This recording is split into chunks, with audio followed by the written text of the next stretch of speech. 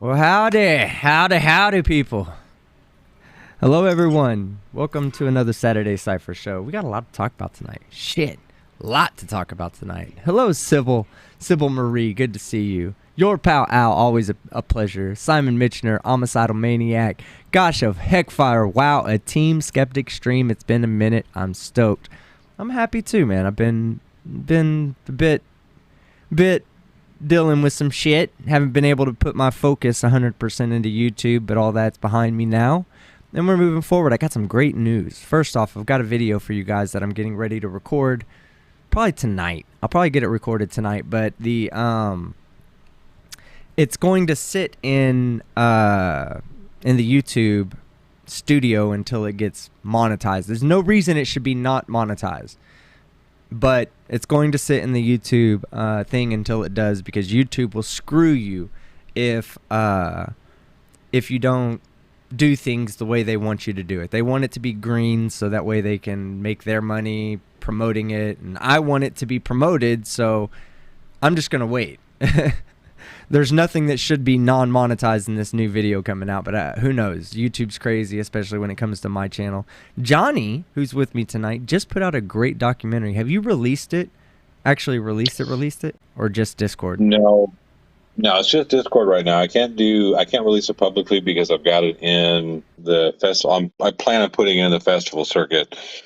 So most festivals don't like pre-released stuff. As a matter of fact, all of them, it's a disqualifier. Yeah.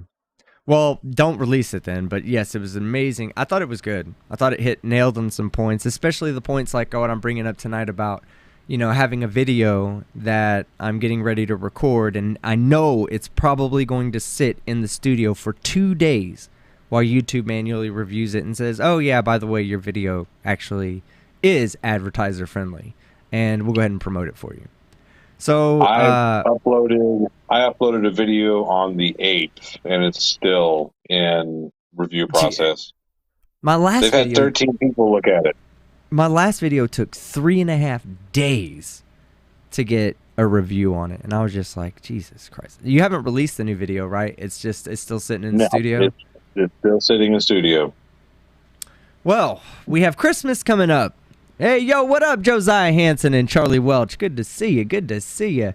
Chesapeake Hot Nuts said happy Saturday. The Saturday Cypher serious tonight, guys. Saturday Cypher serious tonight.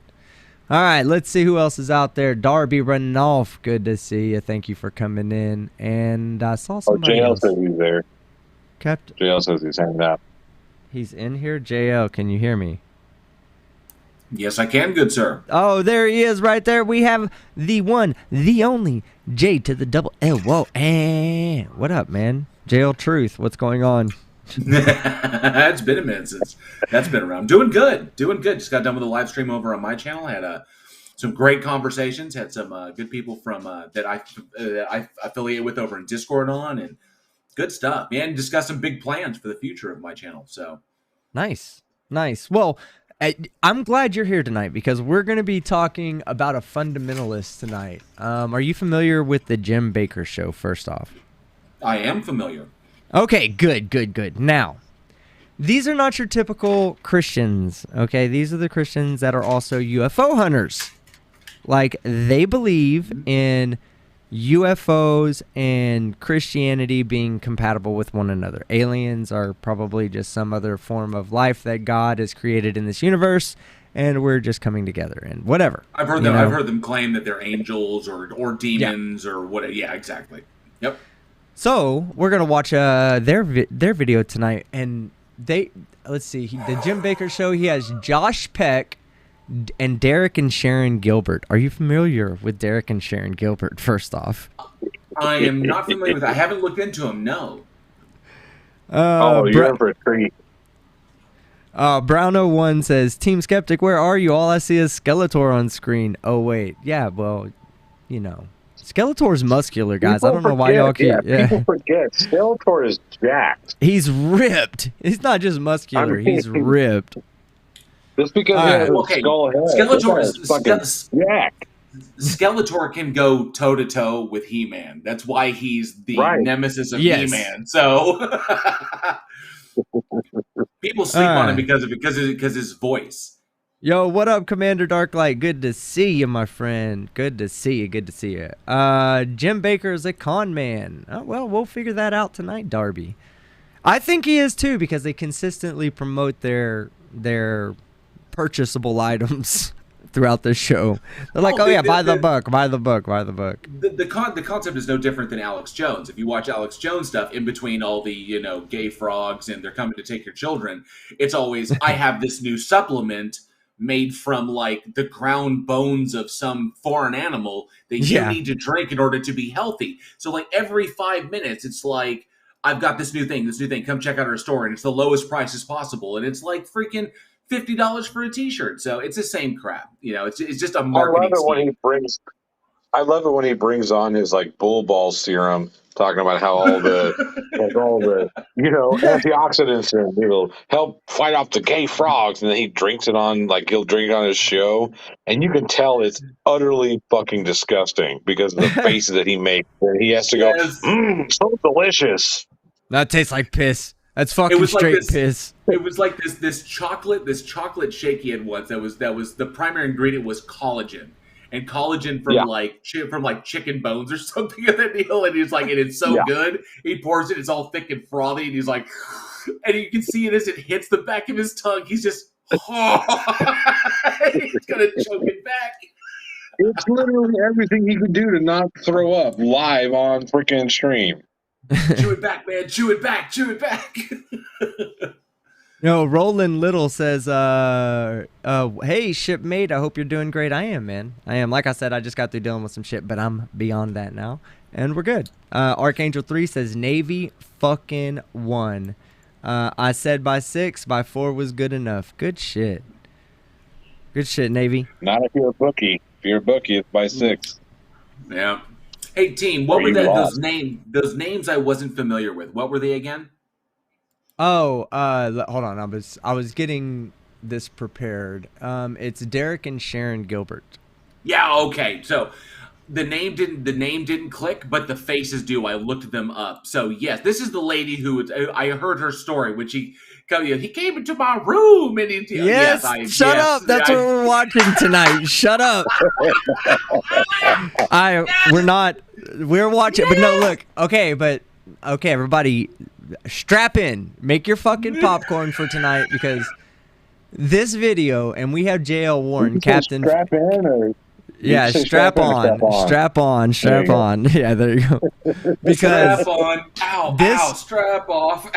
We have JL Warren, Captain Atheist, over here, and this video is 58 minutes long, and it covers a wide range of topics. Now, we're going to talk UFOs tonight and aliens and all that shit. Like, we're talking, I'm serious. These people are crazy. These people are absolutely fucking batshit insane. So we're going to watch that video. We're going to have a good time tonight. Let me do my channel announcements real quick before we get started, though. What were you about to say? I'm going to hit the head real quick, and so knock your stuff out. I'll be back go ahead. Yeah. All right, channel announcements. All right, so you guys have a treat. It's Christmas coming up. I did something for y'all. Or I'm doing something for y'all, I guess. Oh, and then I'll sing you guys a Christmas song. All right. So, first off, I have my video coming out in the next day or two. I'm going to record it tonight, edit it tonight. If it gets greened immediately, I'll put it out tomorrow. It'll be good to go. But starting on December 14th through the 25th, I'm going to be doing the 12 days of Christmas. But skeptic style. So every day you're going to get a new video. They're not going to be the long form content videos that you're used to. Maybe 5 to 10 minutes just making fun of something. Probably no idiot counter in it. Just Merry Christmas, 12 days of Christmas, whatever. You know what I'm talking about. And I am actually gonna do a Christmas carol with it. I'm gonna build it up. Every day you're gonna get a new video. So the first day will be on the first day of Christmas, that. So right now, I don't want to puncture your ears with my with my vocals. So hey, Irish Dublin girl, good to see you. So if you want to hear me sing my 12 days of Christmas Team Skeptic style, I would love, just put a 1 in the chat, and I'll do it for you right now. I just got to get a copyright-free version of that song to play. Give me 1 second.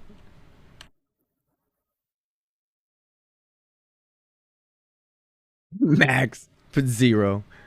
All right. 12 days of Christmas. Copyright free. Bella charge for 10 New Zealand dollars. What up, fuckers? What up, Bella? All right, let me hear this. Let me hear this song and see if it's okay.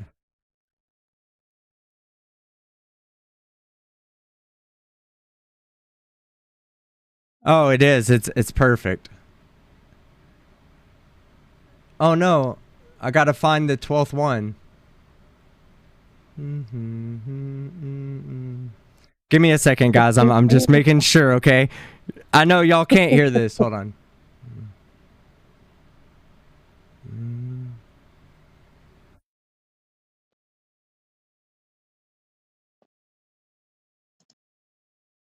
It's the best part of the show.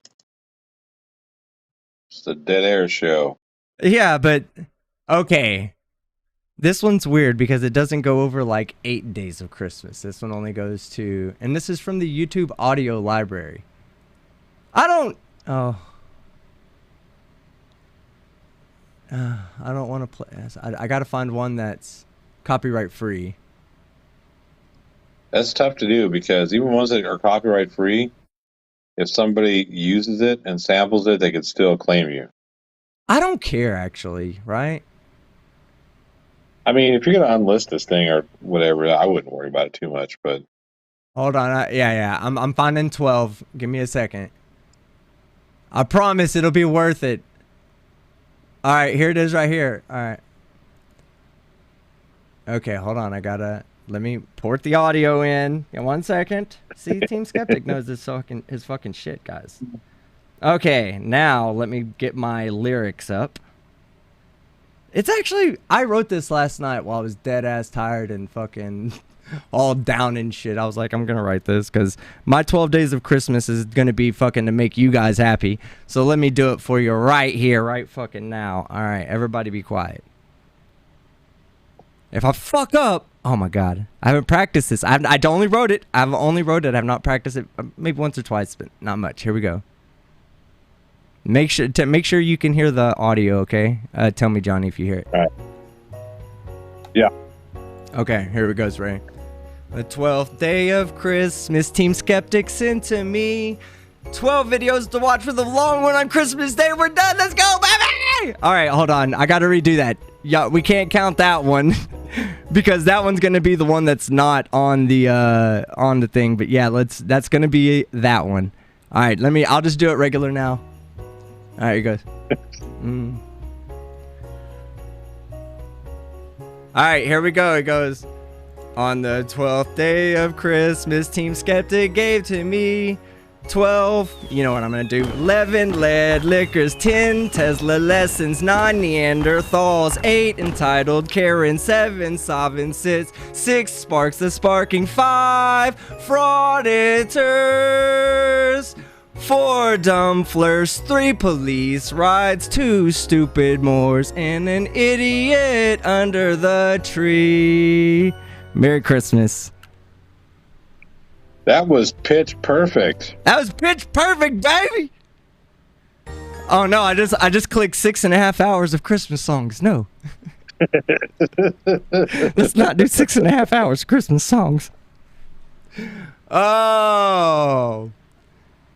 Don't quit your day job. Never have. Never considered quitting my day job. But yes, it'll be fun. Yes, it'll be fun. We're going to have a good time with it. That's 12 videos. Huh? You gotta get that bass voice. On the 12th day of Christmas, my true love gave to me, or Team Skeptic gave to me. So we now have somebody to sing it for us, right? This is the part that we can make fun of. We can make fun of Team Skeptic on this one here when we're talking about all that because you and I both know that he doesn't have the weight to be even a that was deep baritone. voice. That was my deep voice. Or you can go, or if On you the really want to do 12th day it, of Christmas. if you really want it. So yes. Come on, whistle with me. Come on, you got it. No, I'm that's oppressive. For being oppressive. You're intentionally oppressing me. Anyway, am I suppressive personality? Yes. So tomorrow, or starting on the 14th, we'll do an idiot under the tree. The next day will be 2 stupid Moors. The next day will be 3 police rides. The next day is 4 dumb flirfs. Next day is 5 frauditors. Then 6 sparks of sparking. You guys can... That video will be demonetized. 7 sob sits after that. 8 entitled Karens. 9 Neanderthals. 10 Tesla lessons. Of course, that one will be demonetized again. 11 lead liquors. And on the 12th day, you'll have a long video to watch. Not a long one, but a normal idiot video. Hopefully. If not, you'll have the 12th one. You'll have a video on the 12th day. It may not be a long one. Looking at what I got to do now ahead of time, maybe not. Maybe it'll just be a short one, and you'll get a long one before the end of the year. All right, streaming schedule before we get started. And yeah, what? Nothing. JL, what'd you say?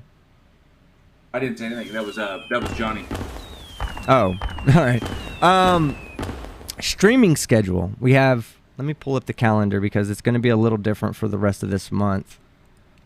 Let me make sure I get this right. Okay, we'll be streaming on the 11th, the 15th, the 18th,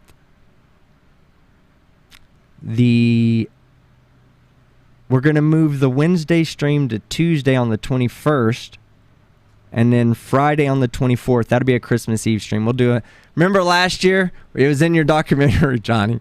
Last year on Christmas Eve, I got my channel a terms of service violation strike because I was I was dancing on. I don't even want to do it. I'll get another strike. I don't even want to do it. Yep. I was dancing on my chair saying, I'm dancing on Nathan Thompson's channel's grave. Yeah.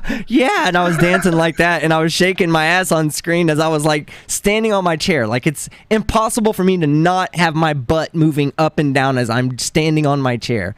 And they struck me for nudity. Nudity and sexual content. Yeah, sex and nudity. Yeah.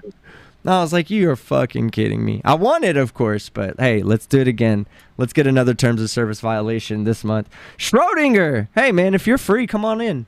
I didn't know if you were going to be free tonight, and this was kind of like somewhat last minute. But if you're free, come on in, and I'll send you a link. Just let me know in the chat if you wanna make it. I'd love to have you on. But okay, so that's going to be the streaming schedule. It would be the 24th, and then the 28th.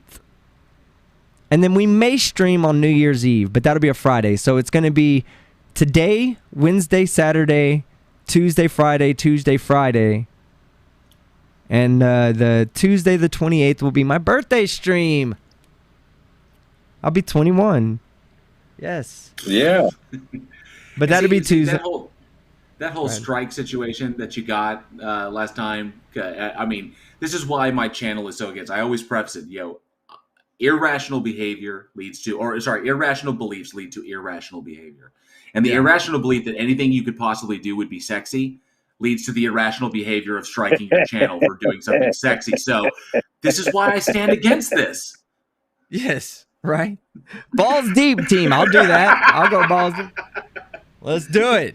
All right, so we're going to watch Stupid tonight. I hope you guys are ready for a good show, man. Like, this whole thing is entertaining, and we're just going to play it start to front. Where anytime JL, Truth, or Johnny Q needs to interject, they just need to tell me that they're interjecting, and we'll let them in. Let's read these super chats off real quick before we get started with the video, and then let's get to the video.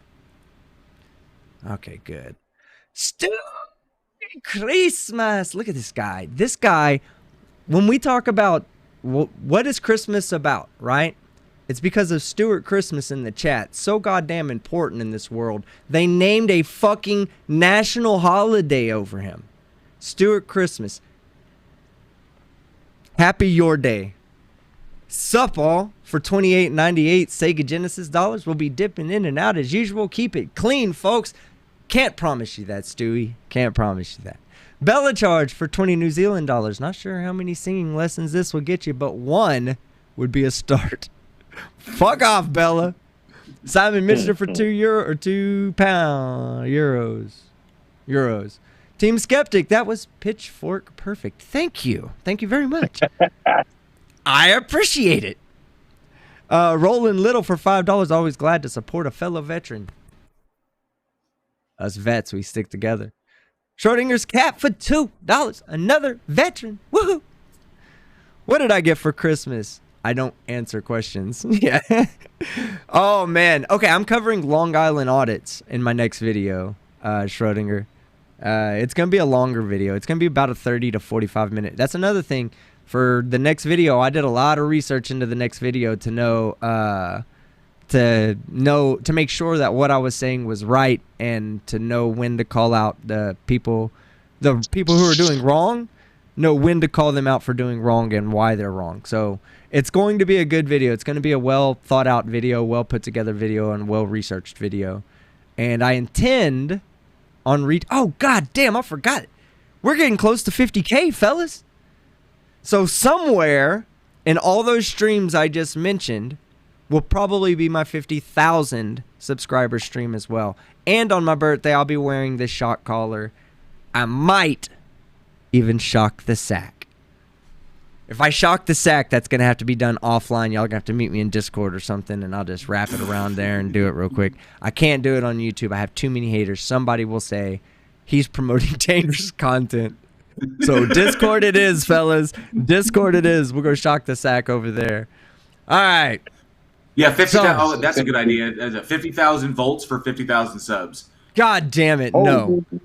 That I need to find out how many volts are running through that thing. If there's only like 1,000 volts, then considering like your standard like taser, your standard handheld taser, I think is up there in the hundreds of thousands. Yeah, but this is a taser level. 50,000 is not that bad. Just a little. So many Christmas gifts from Team Skeptic. Lol. Anthony Vasquez. We need to watch Silence Boy, Amendment, First Amendment Frauditor, Jackass. That dude's a punk. That dude's an absolute punk. You were right. At last show I had, Anthony Vasquez sent a message. He says, hey, check out this guy, Silence Boy, Auditor, Amendment, Jackass, whatever. And I was like, okay, will do.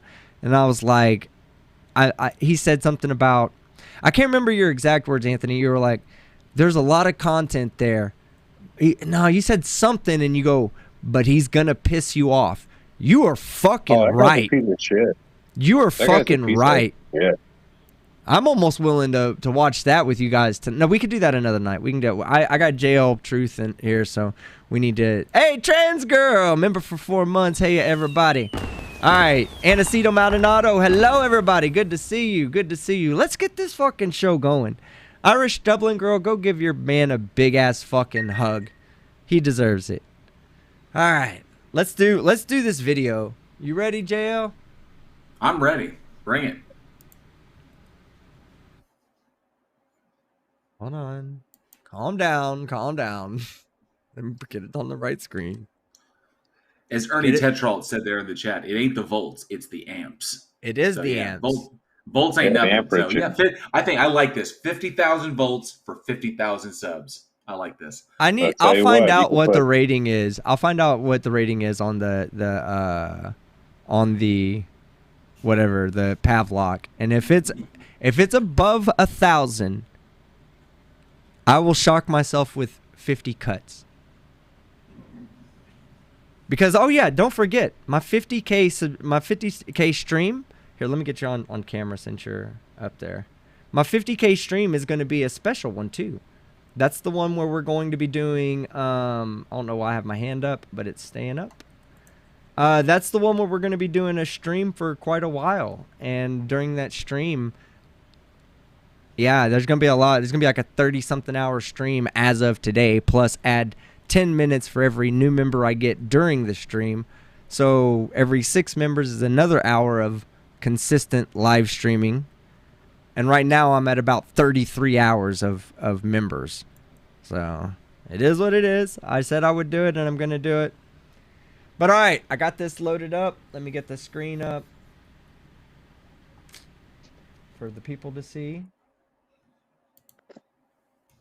Now, because I'm only bringing this in, guys, I'm going to need someone in the chat to tell me if the volume is a good volume compared to us. So here we go. Oh. Tell me if the volume's good volume, guys.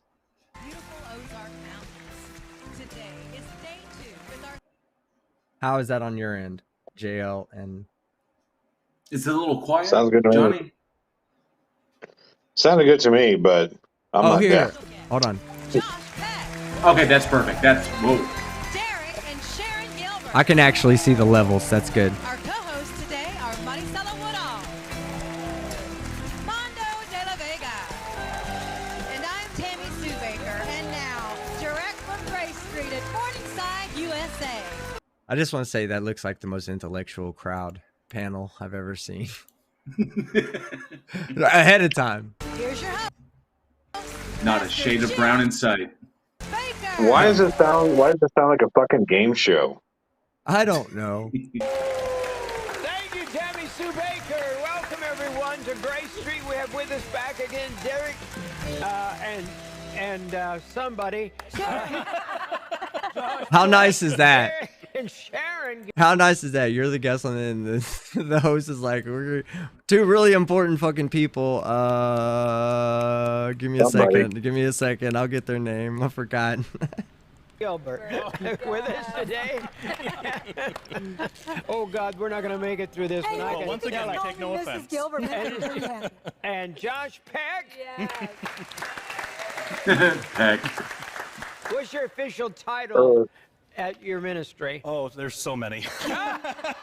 Author, editor, director. Chat, what's his title? I don't brush my teeth. I hate giving the chat opportunities to title this guy, to do things like this, because they are way more creative than I am.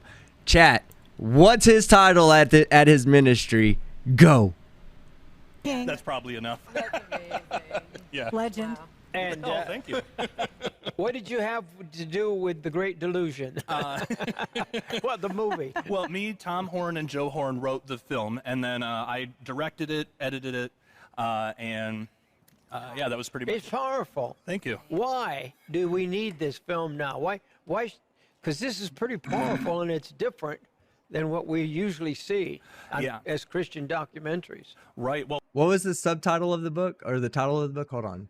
There was a first title, and then there was a smaller title underneath it. And yeah, that was pretty much. It's powerful. Thank you. Why do we need this film now? Why? The second coming of Earth's oldest enemy. What? So are they saying that the aliens are the enemies? Okay, all right. Bring it on. I love aliens. Let's do it. Why? Because this is pretty powerful and it's different than what we usually see as Christian documentaries. Right. Well, we live in an age right now where the UFO topic is really huge. There's a million different shows, Ancient Aliens, you know, all these shows that promulgate Debunked. this idea that aliens created human beings, and most of the world is falling for that, which Debunked. is insane. And we as Christians, because we're so far removed from that, it's hard for us to identify with it.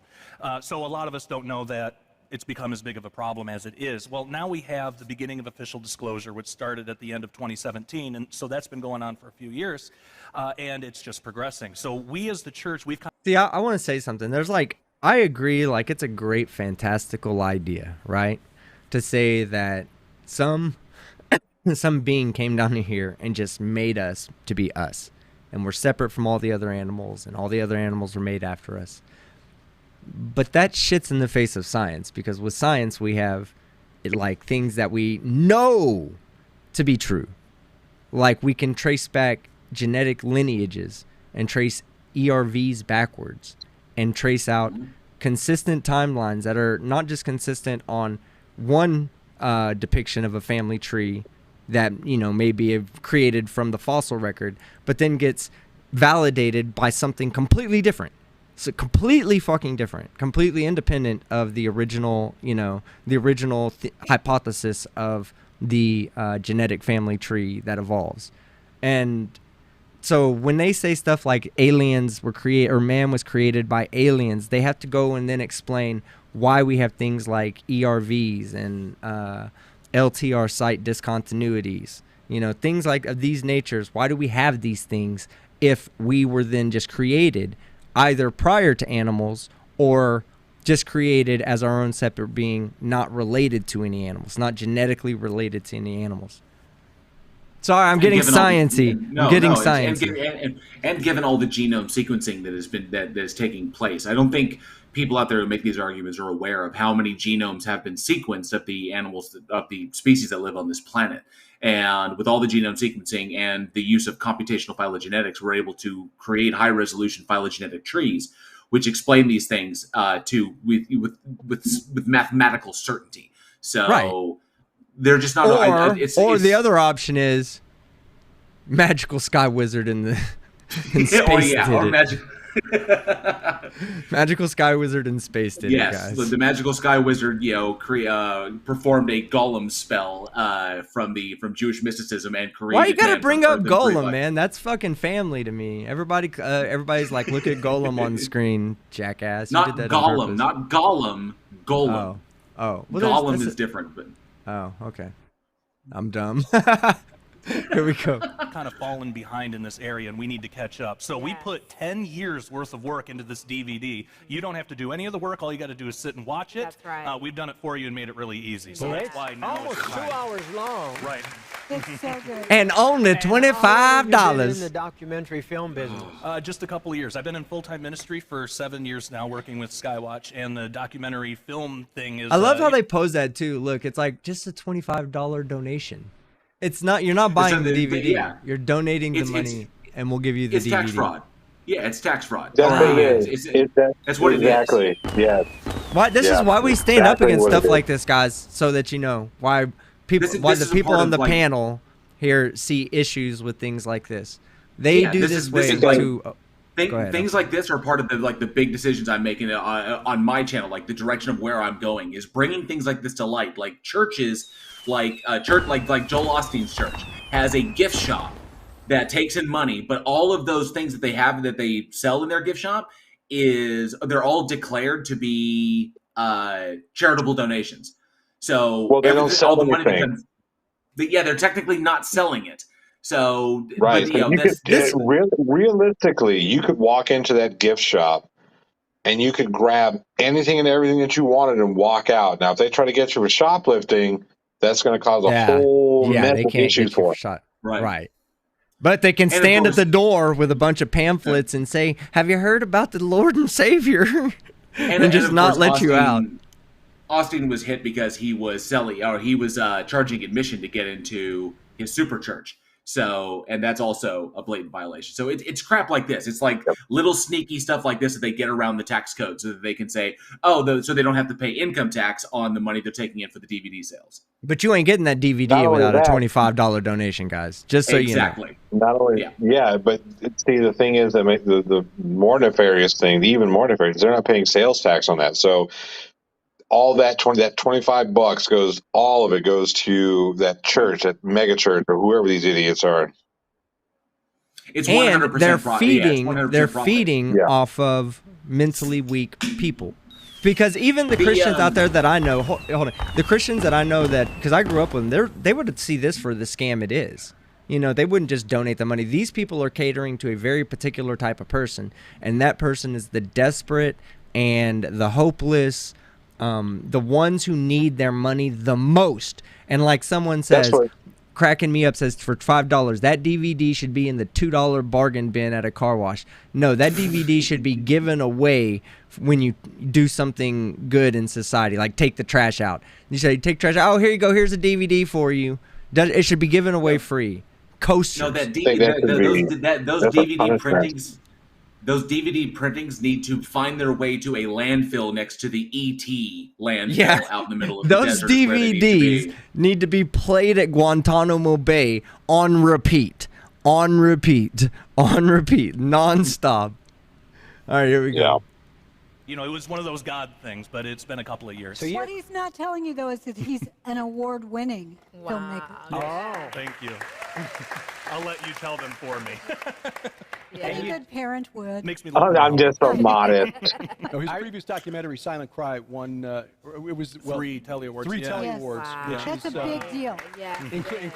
including a People's No, Telly, it's- which it's- is one of only 5 out of what was it, 13,000 entries? Yeah. One of only 5 awarded a People's Telly Wow. for 2020 out of 13,000 entries. Yeah. So this is a pretty big deal. For the gold, yeah. For the gold. So, and I mean, there's like Telemundo. I mean, we're up against big, Right. big companies, but yeah, the people spoke and they liked it. So hey, that's Yeah. great. You know, Yeah. we're getting our foot in the door against her. We'll get through that self-awarding part. Subject. It's about the trafficking of children, especially for called ritual purposes. But it was a program about that got Skywatch TV kicked off YouTube. Yeah. Wow. Yeah. Oh, you're kidding. Wow. No, it That's says right. something about Yes. what they consider important. There are all kinds. Yeah, the religious people today that are running around, they're like, they're killing the children. Yeah, I'm sure that documentary that uncovered the darker side of child trafficking was the reason it was kicked off of YouTube, because it exposed child trafficking, and YouTube was like, no, we can't have that. We're pro child trafficking over here. That's not what happened. It was probably one of those fucking hit pieces that were completely fucking with a religious bias that was saying shit like, if you vaccinate your kid, you're submitting him to the devil's lettuce, you know? Kinds of crazy and even radical channels on YouTube that are espousing violence and hatred for other people. But this documentary, which is thoroughly. Hey, PhD Tony, good to see you too. We had Brainy couldn't make it tonight, so we have an extra spot on the panel if you want a kid on here and kick these UFO hunters down a notch. You're more than welcome to join. Just let me know in the chat if you want to do so. Thoroughly researched about this horror of child trafficking. Yes. Got us banned off of YouTube. And the accusation was for cyberbullying. Who Right. could we possibly be cyberbullying? The only option is The, the abuse. the traffickers. Wow. So Yeah. Yeah, you know that there's a Twitch guy that got banned for cyberbullying because he was telling a Muslim kid that it was either in his chat or in his live chat that he was going to go to hell for not believing in Jesus, and that they banned him on Twitch for cyberbullying. So just take that instance and apply that with your imagination to this situation right here. And while we're here, we got Trans Girl, member 4 months. Hey, everybody. Sam, I am a member for 13 months. Thank you, Sam. Hey, team. Late again, but present. You're right on time, bud. Logical Hillbilly, no message, but a member for 8 months of the Dinger Slayers. Thank you very, very much. And thank you again, cracking me up for $5. That DVD should be in the $2 bargain bin at the car wash. Put it in the drainage. That's where it needs to go. Yeah. So This anyway, guy yeah, wrote his own IMDb. What? They said this guy wrote his own IMDb. That's just poor. pathetic. Oh, look, we have another $50 donation now to get Silent Cry, The Darker Side of Trafficking. 3 DVDs. Donations only, guys. So now you can get 3 piece of shit DVDs for the cost of 2 of the other piece of shit DVDs. Tax fraud. Yeah. Well, I mean, if you're gonna buy shit, you might as well buy it in bulk. Right? His stuff doesn't even have a Rotten Tomatoes rating. I'm just gonna throw that out there. It's 0% across the board, audience and Rotten Tomatoes. Let's watch nobody it. Nobody knows about this thing. We should watch it and rate it. Give it like a real legit rating. It is available. It is available for rent on Amazon Prime for $10, which is like astronomical. For what it is. But I've looked it up. Like his whole IMDb is written by himself. He's done all the promotion for it. Like nobody knows about this thing. Maybe I'll buy it and we'll watch it in Discord. We'll get like a big Don't do that Discord to watch yourself. party. Huh? Don't do that to yourself. No. Wait, just a second. Hang on. If you're gonna do that, make sure you check half-price books first. Yeah. Save Right. money. So at least the money will go to half price. Oh, yeah, Instead of Okay, going I to got end. you. Right. Yeah. I got you. All right, here we go. Do something. I think when you Are get you too hearing close to what the they're truth, saying? Yeah. Talking. yeah. This that's is the- That's a head for high going IQ research right there. And we've been talking about the Great Delusion. Dude, that guy's got like 6 heads. Look at that. Look, I know, right? He's like there's more from his the top of his brow to the top of his head than there is from the top of his brow to the bottom of his chin. Look at that fucking dome, man. I keep expecting him to have to pick up and go fight the Hulk or some shit. Yeah. He's like the fucking leader. That dome. I bet he struggles to like get through metal detectors. Like he's probably got like a solid metal fucking plate on his head. He's like, I'm big brain. Oh, look Good at that. Lord. Silent Cry, the darker side of trafficking. Now it's only $25, but you only get one piece of shit DVD. Yep, buy in bulk. You're not even getting 3 different... I was thinking it was a 3-part series. No! For $50, you just get 3 copies of the same fucking movie. So you can give it to somebody else. Mystery Man for 2 Aussie dollars. I'm here now. You can start. Thank you very much for allowing us that. Oh, and welcome to the show, Robert Gassman. Member 25 months, over 2 years, Mr. Gassman. It's funny. It is from Branson, Missouri. That's where I live. Oh, shit. Get us a copy. Go get us a copy of Gassman. Let's do it. Illusion. In a lot of different areas. That's right. And in America, especially with things that were used to be evil are now said are good. Right. In other words, killing babies is good. It's supposed to be. And it's evil. They need to stop that People shit. marching in the Yeah. streets. Women marching in the streets. I remember when the president Trump. I was at his inauguration, and That doesn't surprise me. the next morning, the For life. what? This is the March for Oh, the plot hole. Member for 23 months. What's all this? Free super chat? I'll take 2. Buy 3 to darken everyone else's day. People, please remember your facepalm protection. Yes, remember the facepalm protection. All right, we're going to skip past all this political shit. I want to get to the aliens. Taking and getting this religious experience that is a counterfeit to the Spirit of God. But when you're seeing festivals, literally the last few Die, days, you old fuck, Darby. Oh my god. Festivals? Is that those He messes festivals? it up a lot. listen, you don't have Wait, to go far. okay, hang on, time out. Look, obviously English is not his first language, so back off Is a little it? bit. I think it is. No, I wasn't. that's a common Spanish is my first language. Going from saying the V, it sounds like a B. That's just common in I mean, Like with Spanish Vagina? speakers. Vagina? Yeah, pretty much. Okay. It depends on where the V falls, of course, but Ha! But Between the legs, hopefully. there you go. Here we go. Anymore. You talked about it during the break. They are being so blunt right before our eyes. Concert goers are getting to be part of this experiment of demonic, literally demonic, what did you call them? Rituals that are taking place. This is your grandchildren. This is you probably going into this concerts, not even realizing that it's not about just music anymore. It's never been just about music. I hate to tell you that, but even Mount Graham that you talk about in this documentary has always been a portal for music goers to get an experience from the angelic is what they call it, but literally is a demonic adventure that they're going after. But what you have done in this documentary to unpack, to help us understand from a biblical view what is behind this spirit that we're seeing take place in this age. Now, All of that was He said a lot of nothing. He said a lot of words there. It's like A lot of words. A lot of words. Nothing made Caesar sense. for that word salad.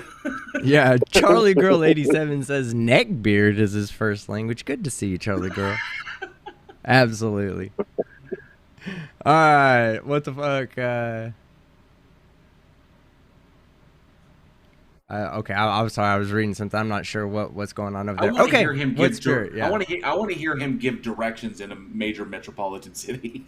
leave this greater delusion video. What do you want to see come from it? What do you think needs to be said to the world through this? The main thing that I want to get across is that we Money. as Christians need to take this topic seriously. Yeah. No, I you would don't. love non-believers to watch the movie too. I think there's a lot of value there, and in a way, I did make the movie. Well, of course, for 'cause it's your non-believers, but movie. It's really for the church. Yeah. We need to Right. get in front of this issue. We are decades behind.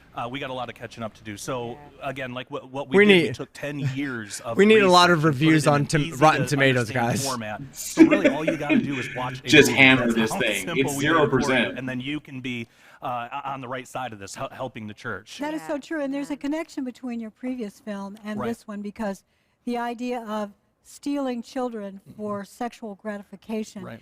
we're seeing souls that are stolen by these aliens, and the Anal probe. I already know it. I already know it. Oh, She's gonna be Lord. like, sexual gratification. They do know. They've done lots of experiments on us and know that we have prostates that like to be massaged, so they give us anal probes.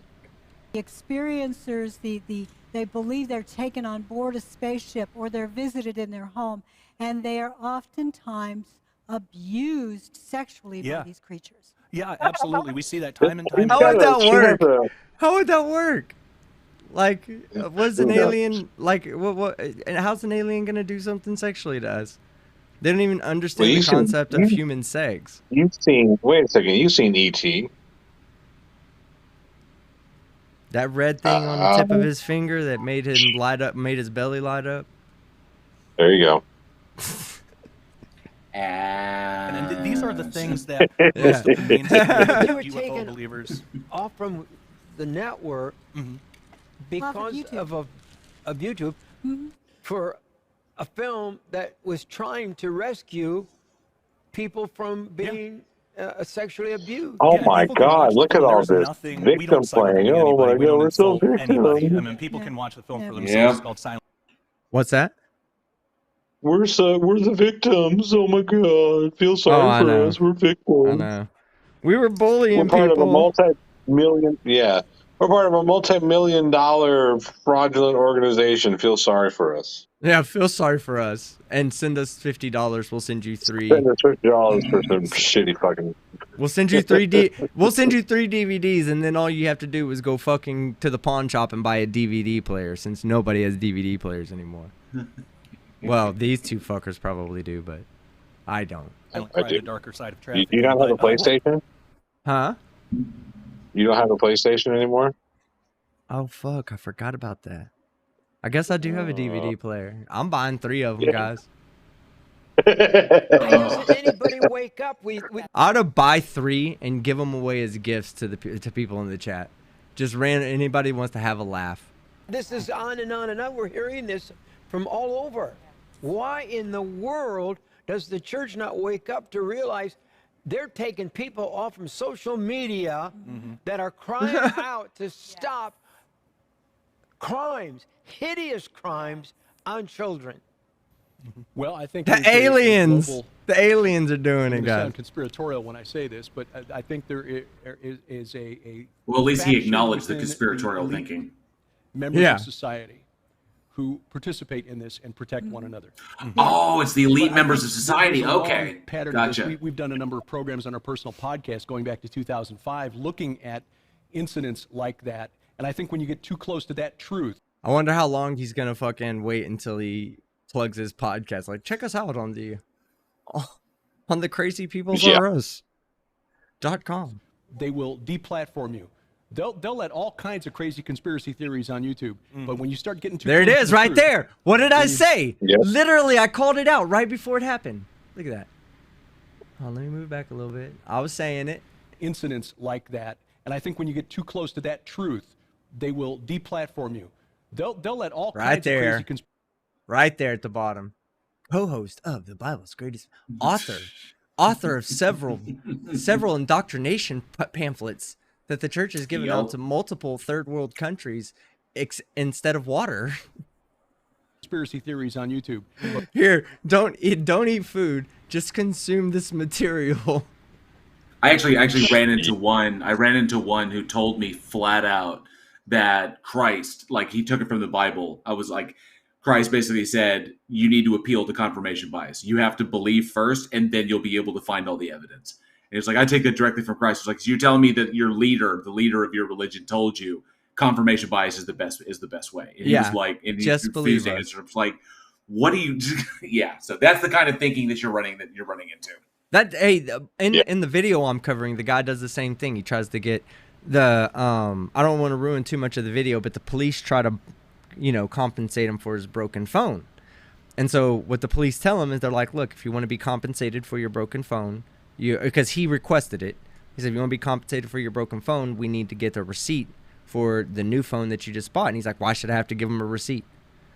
It's like, what do you want to tell him? Like, when he says, okay, I'll replace your phone, I'll pay you back the money you had. How much did it cost? And you say $100,000.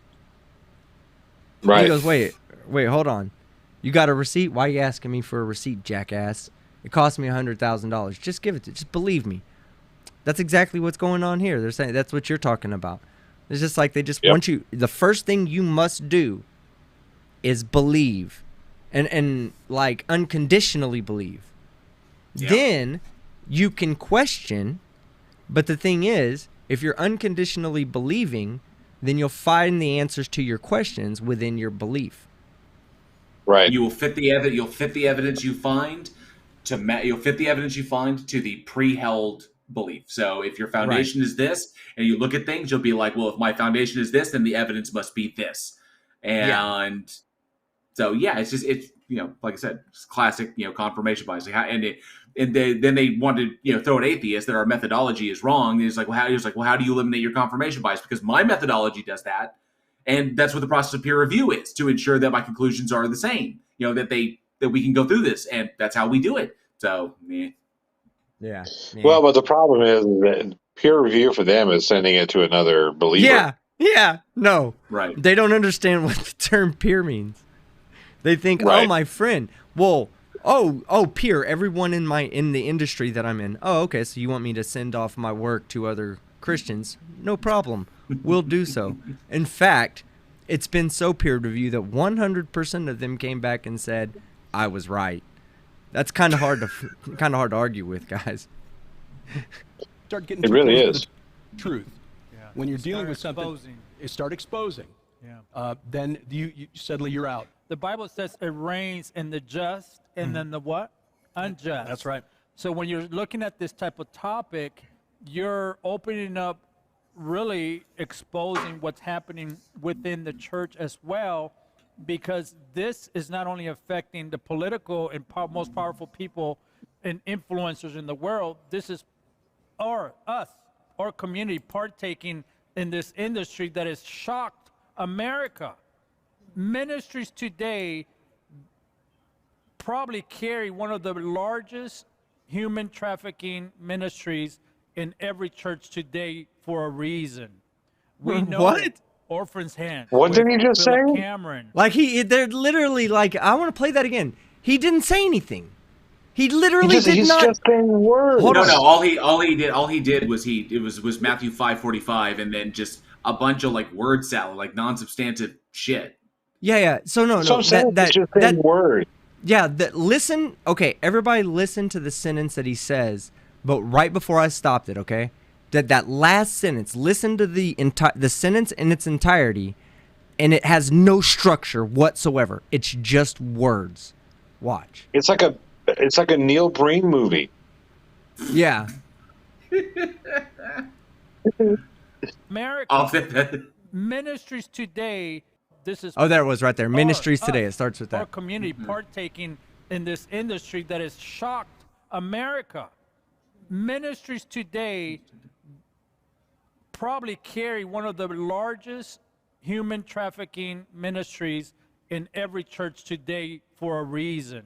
We know What? Philip Cameron. What the hell did he just say? What did he say? I was like, What? ministries today carry probably the largest human trafficking. For a second there, it sounded like an indictment of ministry. Yeah, it did, didn't it? It's like he changed his mind midway through the sentence. He's like, oops, that doesn't make any sense. Hold on. Here we go, one more time. Our community partaking in this industry that has shocked America. Hold on. Ministries No, today- hold on. We got to go back. Now we got to evaluate the sentence prior to that, okay? Hold on. Here we go. Context. After the Matthew 5:45. All right. And then the what? Unjust. That's right. So when you're looking at this type of topic, you're opening up, really exposing what's happening within the church as well, because this is not only affecting the political and most He is powerful indicting people the church. and influencers in the world. Yeah. This is our community partaking in this industry that has shocked America.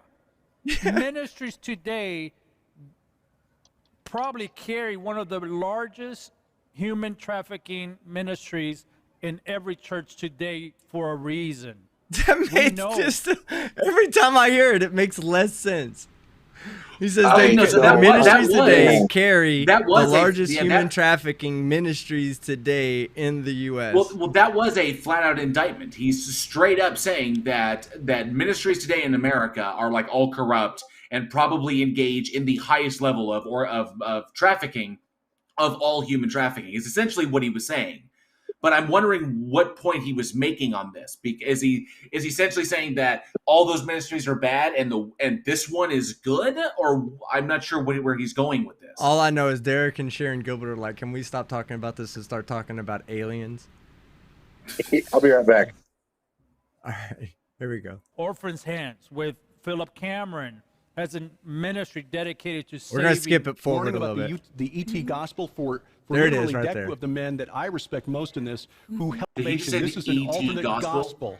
And I tell you, brother, I was honored to be a part of this because Josh included in the film two of the men that I respect most in this who helped bring me into understanding what is going on. Chuck Missler, Yeah, whose book amazing. Alien Encounters, Yeah. L.A. Marzulli, who's been warning about the ET gospel for literally decades, who's taken a lot of grief Yeah. for talking about this subject because many in the church think this is a fringe woo-woo topic that we don't need to discuss. Let's all talk about Jesus. Well, okay, yeah, we need to talk about Jesus. I don't get it. They've never presented any evidence, so why it is a woo-woo topic until you can present some evidence? Like, I understand where they're coming from. Ever since the Catholic Church came out and said that alien life is consistent with the Catholic belief system, right? They said that, so now you have all these pastors and preachers that are coming out, and now, of course, it's been many decades now since that was said, but now it's less like it gives them more of an openness to talk about it without it being so contradicting to their belief system. But there's still no evidence for it. I also want to point out, this is very, very telling, that the guy who was just speaking, the dude in the goatee with the glass, like the guy in the center, what Derek he was Gilbert. just saying, Derek Gilbert. What Derek Gilbert said that Chuck Missler was one of the people that led him to this, that led him to or brought him into this whole belief about aliens and shit. It just has to be pointed out. Missler was accused and pretty much accused of plagiarism. He plagiarized Michael Talbot's book, The Holographic Universe, for his own work. And then when it was pointed out to him, he basically he was like, "Oh, it was a misattribution, and I'm so very, very sorry." But he straight ripped. So he's the guy he's quoting is an evangelical minister. He's dead now because Missler died, I think, in 2017, 2018, somewhere around there. But yeah, the guy he said brought me into it is a plagiarizer and a fraud as well. Yeah, Gary Wabanga says the Roman Catholic Church is the largest non-Christian cult in the world. So I guess everything outside of the Roman Catholic Church would just be not the largest Christian cults in the world. Because they're all still cults. You're right. You know about that, right, Gary? Yeah. Anyway, hey, good to see you, Gary. Glad you could make it. Oh, I think Missler was also a big proponent of Y2K. It was one of the big doomsayers around Y2K. That shit was real. I was alive during that time. So was I. And he was like the whole thing. It was like that the collapse that the Y2K bug was an intended was going to be like the first step in the collapse of American society, and that we would have to fall in line with like the rules of the beast, be embedded with computer chips and stuff, and it was going to be the beginning of the end. And of course, none of that happened. So yeah. And Charlie Girl 87 says, why does Professor have a wrench? Well, Professor is allowed to have a wrench. I allow people to say what they want to say in my chat as long as they're not being hateful. I see you guys are going back and forth, and I just encourage y'all to keep it civil, but you guys can... Professor, I don't think Professor would abuse his wrench and start just timing people out. So if he started doing that, I would take it away from him, obviously, but he's not going to do that. Y'all have y'all's conversation, and I'm not going to stop y'all. Y'all can both speak y'all's mind. Just keep it civil, no racist, homophobic, transphobic, slurs, shit like that. Everything else is cool with me, okay? And thank you, Charlie Girl, okay? I'll put both of you in the corner. No. Both of them are all right. They're both all right. Let's keep this show put going. them in the corner. Why did Jesus have to come and shed his blood on the cross? It's because we are the prize in a supernatural war that's been going on for thousands of years. The enemy doesn't care what you believe as long as it's not the one thing that's true, that there is only Listen one to way this to the Father, language. and that is through him. Amen. They will present themselves Look at this as our language. saviors and Yeah, that's the indoctrinating language. That what is he's saying, religion. but also what he's calling. Essentially, what that was Patton on the stage. Okay, that was the terms like that. Jesus, shed blood, war, the enemy, the truth. Yeah, all of this. The only way. Yeah, There is no other way other than the one that I've laid before you to follow. Yeah, it's dog whistling is what it is. It's, speaking directly to Christian, like the dangerous Christian fundamentalists. Be ready for war. There is an enemy against truth, and like this. That's dog whistling, is what it is. This is dangerous shit. Yeah. Well, sure.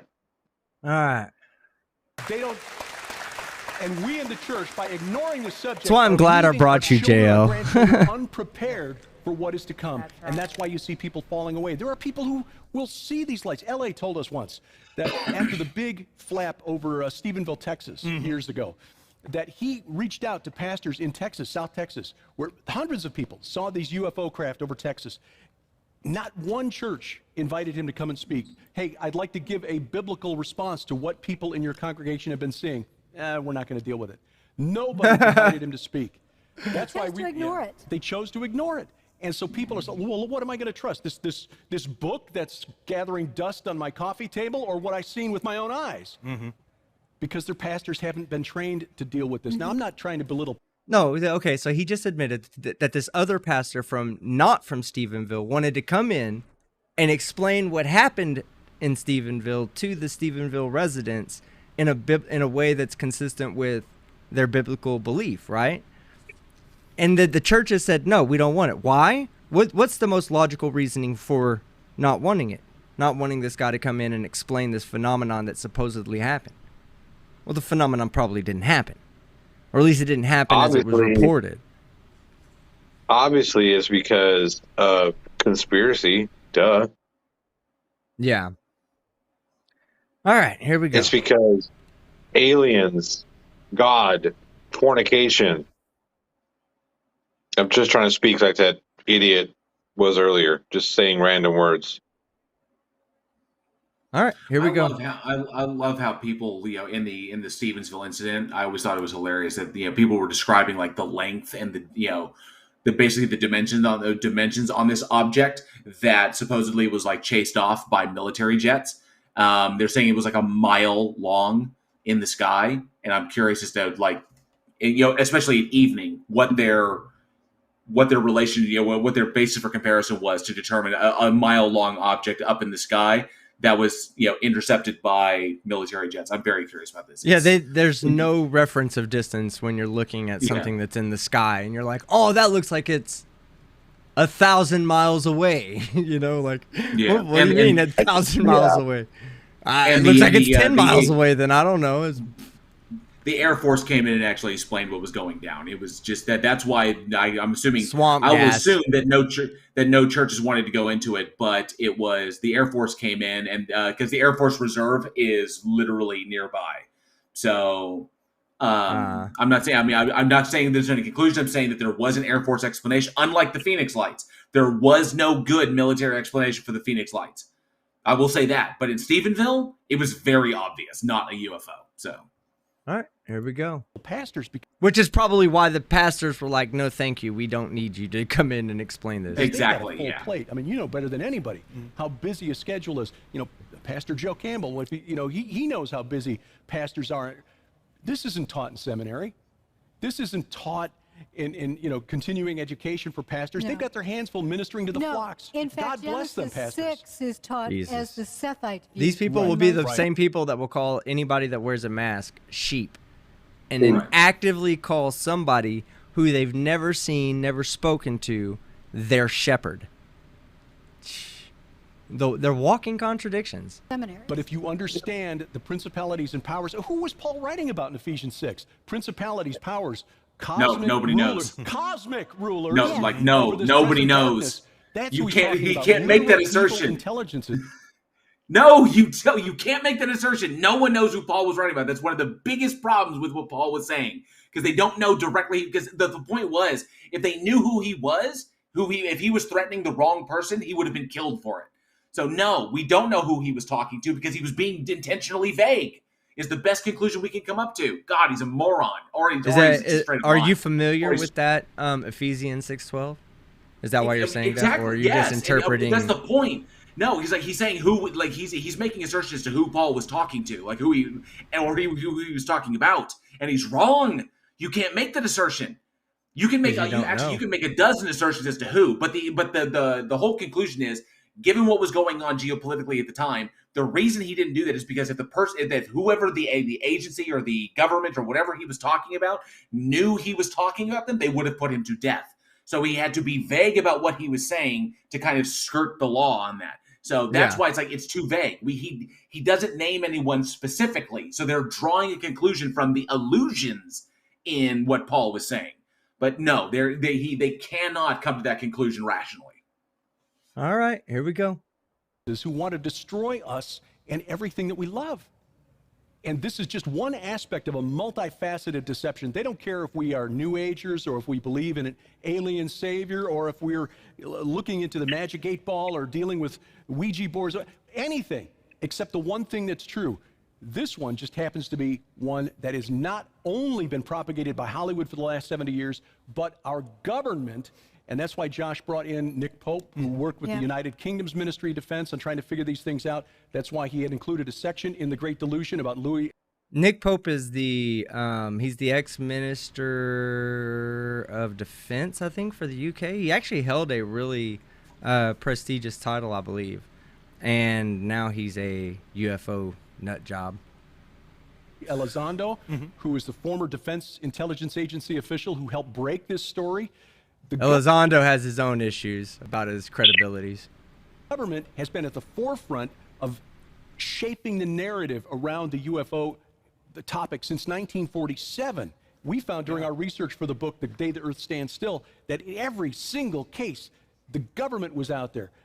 In fact, an Army agency specifically designed to spread disinformation during World War II. $25 gets you that book, The Day the Earth Stands Still. I'm wondering if he's referring to Project Blue. Oh well, I know, because if it's World War II, no, because Project Blue Book was in response. I wonder if that's what he's like erroneously referring to, because Project Blue Book. Blue Book was it was a government subcommittee that was put together to investigate the overwhelming claims of from March of 52 to his termination in 69. So given the correlation or how close it was to the end, I mean, given this, how close it was to the end of World War II, which ostensibly, Foo Fighters, that World War II was when these things really started picking up, was shit was in the skies. And then the whole Greys thing came from Close Encounters of the Third Kind, which is a Steven Spielberg movie. So that's where the idea of Greys came from. That's when aliens being. Before that, aliens were robots, or they were mechanical in some respect. So you see how, which is probably more truthful. It's probably more truthful as to what aliens are going to be when we do come to meet them. Is they're probably not going to be organic. They're probably going to be mechanical, and because they're going to be the same way we send probes ahead, they will probably send a probe ahead too. It'd probably be a more advanced probe, but it's going to be something that's going to make sure that they can survive if they get here. They're just not going to show up and go, all right, we made it. I hope the planet is livable and there's not a population here of nuclear armed, bipeds, monkeys. I'm pretty sure advanced monkeys with nukes. I'm pretty sure that what he's referring to there is probably Project Blue Book, but he didn't say it by name because if it would take a cursory internet search, you realize that he's talking out of his ass. Because out of something like 12,000 different, I think Project Blue Book investigated over 12,000 cases, and I think 700 of them were declared to be unidentifiable. We don't know what this is. Say, bro, I'm gonna tell you something like this though. Listen. As someone who wants to believe in UFOs and kind of does,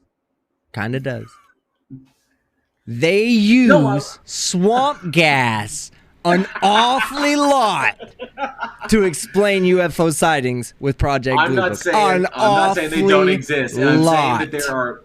I'm not saying they don't exist. I'm saying that there are phenomena out there that are not well explained. The Phoenix Lights has still not been explained to my satisfaction. But is it aliens? I'm not saying you can't come to that conclusion.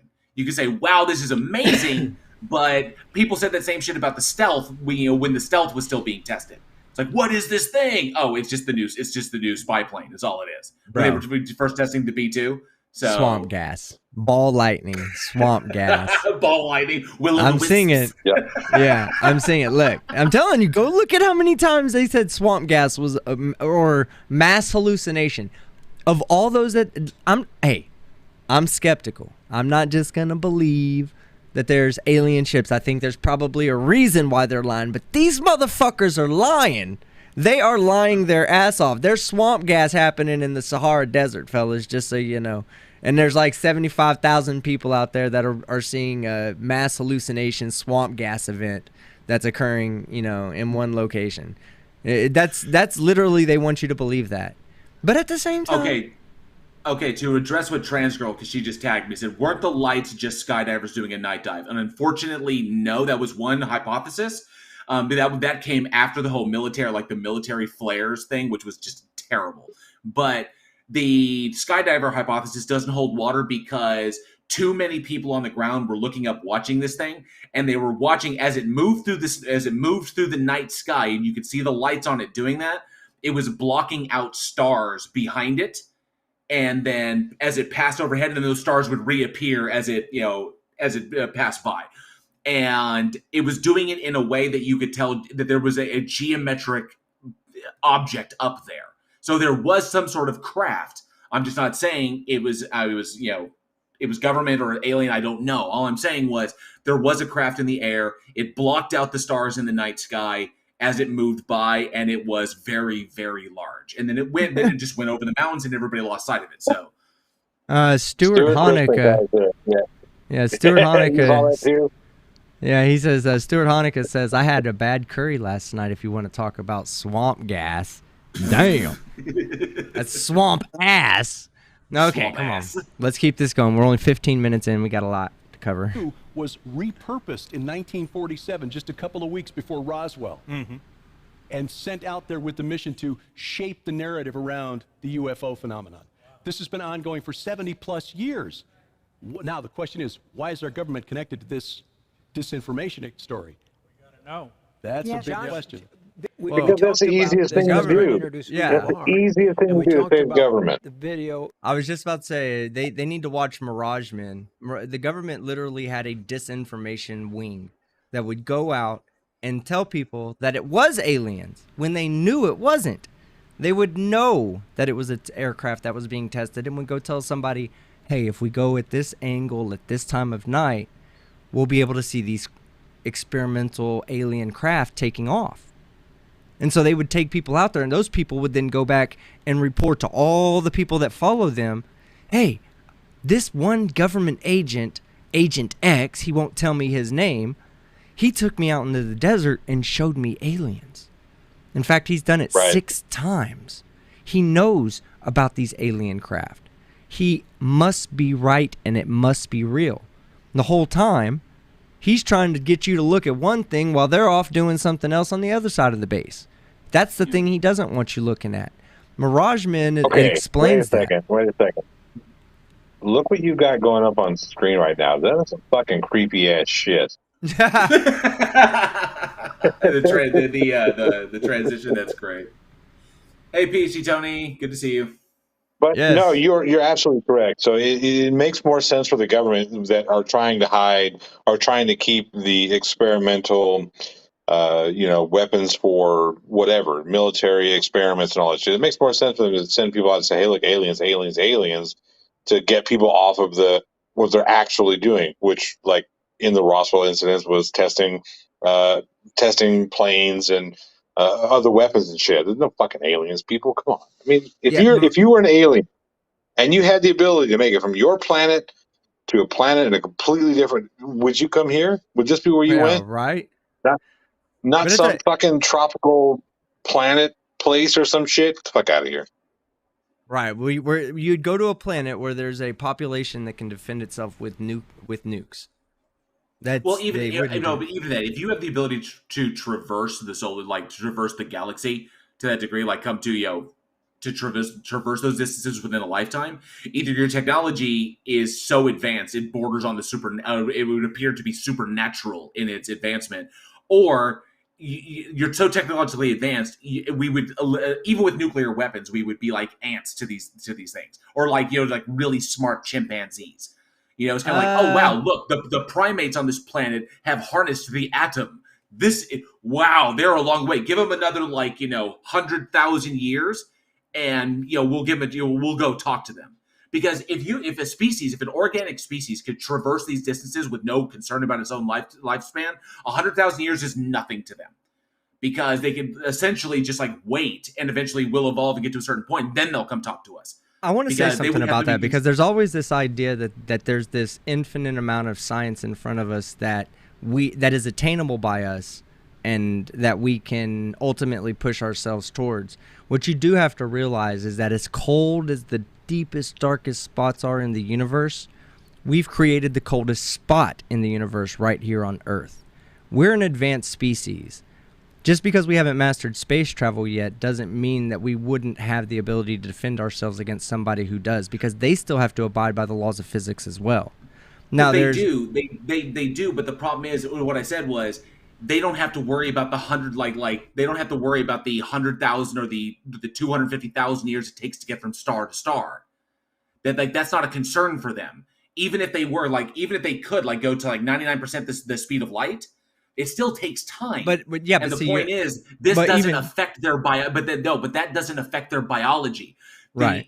Age would not occur. It was okay, let's just travel to another star. It will take 20,000 years, but who cares about it? We've dominated age. We've conquered age, so it's not a thing for us anymore. So You're talking about a species that has either has technology that has overcome the limitations that we currently see, or the dimensional limitations that we can see, or you're talking about a species that has overcome the biological limitations that we currently have. But have they all, okay, what about the societal barriers that we face, like war and poverty and things like that? Would they have already conquered that? Because if they're a species that can traverse the stars like that, I would think that they would have at this point conquered benevolence and would see us as something more, see us for the the special beings that we are. I mean, we contemplate. I think they would see us with indifference, because at that point, you don't need at that point, it literally becomes about scientific endeavor, about exploring more, understanding more, and continuing to go on. I think that they honestly, to get to that point, they would have overcome any kind of emotional constraint. Emotions wouldn't factor into it. It's just about more data, more information, more understanding, more cataloging, and continuing on. If resources are not an issue, if biological limitations are not an issue, if technological limitations are no longer an issue, then if the universe is your playground, resources are not a thing. And we also, you're resource rich. Let's also remember that we're applying terrestrial and human constructs to these other beings that we assume they have empathy, sympathy, love, desire for resources.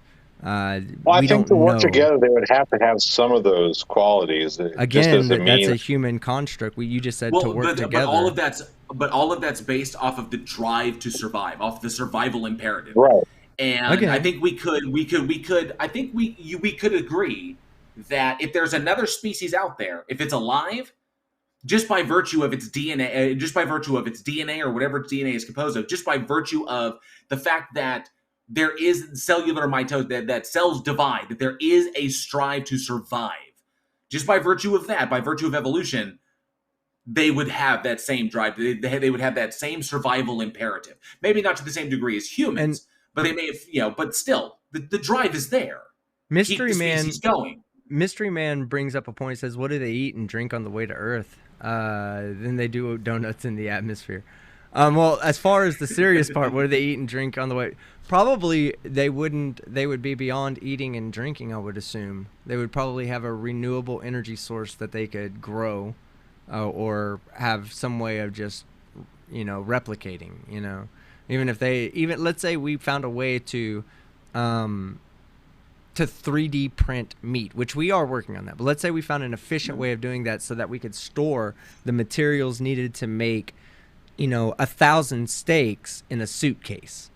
All right. So then you would have a suitcase that's taking up space on a spaceship that has 1,000 steaks worth of meat in it when it's made right, But I would think that they would probably, if they're biological, they would be cryogenically frozen or have mastered aging, you said, have mastered metabolism. Yeah, it would be like a form of cryology, or like cryonics, or like a form of stasis that is so profound that like 100 years would have the effect of just a few minutes of age, or something of that nature. Mystery Man makes a good point, and this was something that I did intend to bring up, but he's beat me to it. For a being that was self-sufficient, like that was energy self-sufficient, would have to be a being that has no waste heat. Okay, so it would take nothing in, but it would put nothing out, because if it lost heat, it would need to replenish that energy.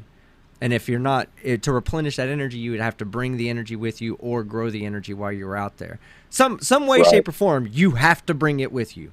Unless you found a way to harness it from the stars or from space or whatever the case may be. Harness it from like space-time itself in some way. Yeah. And I agree with you, Stephen Alley. What if they're simply at the stage of technology and science that we're at? See, we always think on these terms of terrestrial terms, like these concepts and ideas, and even the consideration of like computers and space travel is relatively new to the human species, like last 100 years. Yeah. So we have to imagine, when we're saying, would they be at the same level? Well, that's to say that they also started 100 years ago, and it took 100 years for them to get where they're at, and they're at the same spot, or some amount of time where it started, some amount of time backwards, and we ended at the same spot. That would be highly unlikely. We would either be the most advanced species between us and another, or we would be the least advanced. I don't think that there would be any tie there. We wouldn't even be aware of one another, because imagine if there was another species out there that was just like maybe 100, maybe 200 years ahead of us, and they had the ability to like look really far and really detailed into the universe, and they found our little planet, our little arm of the Milky Way galaxy, and they said, "Oh, we've detected radio signals coming," or we found this planet, and they're just surveying. They wouldn't even detect our radio signals. So if they found it, because the light hadn't hit there, they were like 25 million, or they were 250 million light years away. They would look at our planet and see dinosaurs. Yeah, that's another point I want to bring up. I brought this up before about a TV show that I watched. What's Danger Will Robinson? Lost in Space. Lost in Space. So in Lost in Space, in the very first episode, they get flung, or I guess at the end of the first episode, they get flung through some mechanism across space, right? And when they stop, she looks at the star charts and says, "It threw us trillions of light years away." She would not know that. Hold on, what? Yeah. Wait, what? First off, tell me where Earth is. Because that's how you know how far away you are, is you look at the place you left, or you look at markers around you and you go, this is where I'm at. Trillions of light years, that's right then and there is, well, so that everybody knows, I am starting a second channel. We had talked about it a few times. There's the channel is going to be called Love and Hate. There's going to be 2 channels eventually, but 1 extra channel for right now. Love and Hate. It's going to be the everything I love about and everything I hate about, or everything I love and hate about, and it's going to be different science stuff and Karen stuff and whatever. It'll be good. You'll have a good time. But part of that, the reason why I'm bringing that up is because the inspiration behind making that channel was that I saw that TV show and was like, that's so dumb. Why would they say this? Who was their scientific advisor? Like, how many other things do they get wrong in the show? And sure enough, they show this planet they're on orbiting a black hole. And as the planet's getting closer, it's being torn apart. So basically, if you were to imagine the gradient of gravity of space-time being curved, right? So the planet on one day is not being torn apart. The planet on the next day is being spaghettified, right? So that means that you're relatively close to that black hole, which means you're dealing with a whole hell of a lot of fucking Hawking radiation, number 1. Number 2, the plants on that planet that they're eating and all that would not exist. Because the planet, as it goes around the black hole, spaghettifies, and then it has to reform, which means it's going to form as a molten planet. They're not traveling so fast because they have reference stars in there, so they know that they're orbiting these. I think it's a binary star, it turns out to be, with a bright star and a black hole.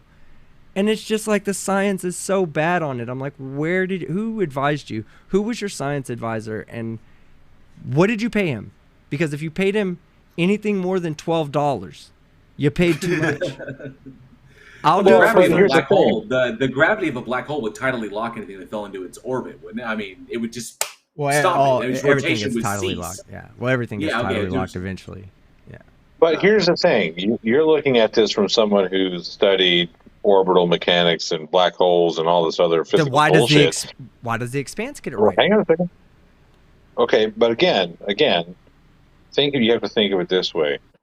One of the most technically accurate, scientifically accurate films they put out, and this is according to, I mean, I'm probably going to get roasted for this, but Interstellar was considered scientifically accurate, or as scientifically accurate as it can be for some, whatever.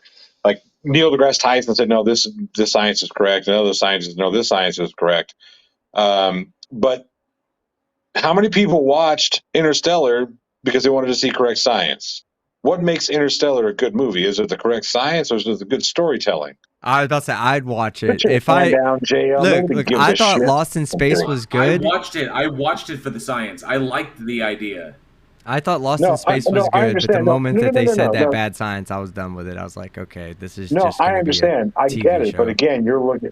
The point that I'm making is that you're looking at it from somebody who is right. educated. It's educated in science. There are a lot of scientists that are going to look at things. This is fucking stupid, but they're still going to enjoy the show for what it is.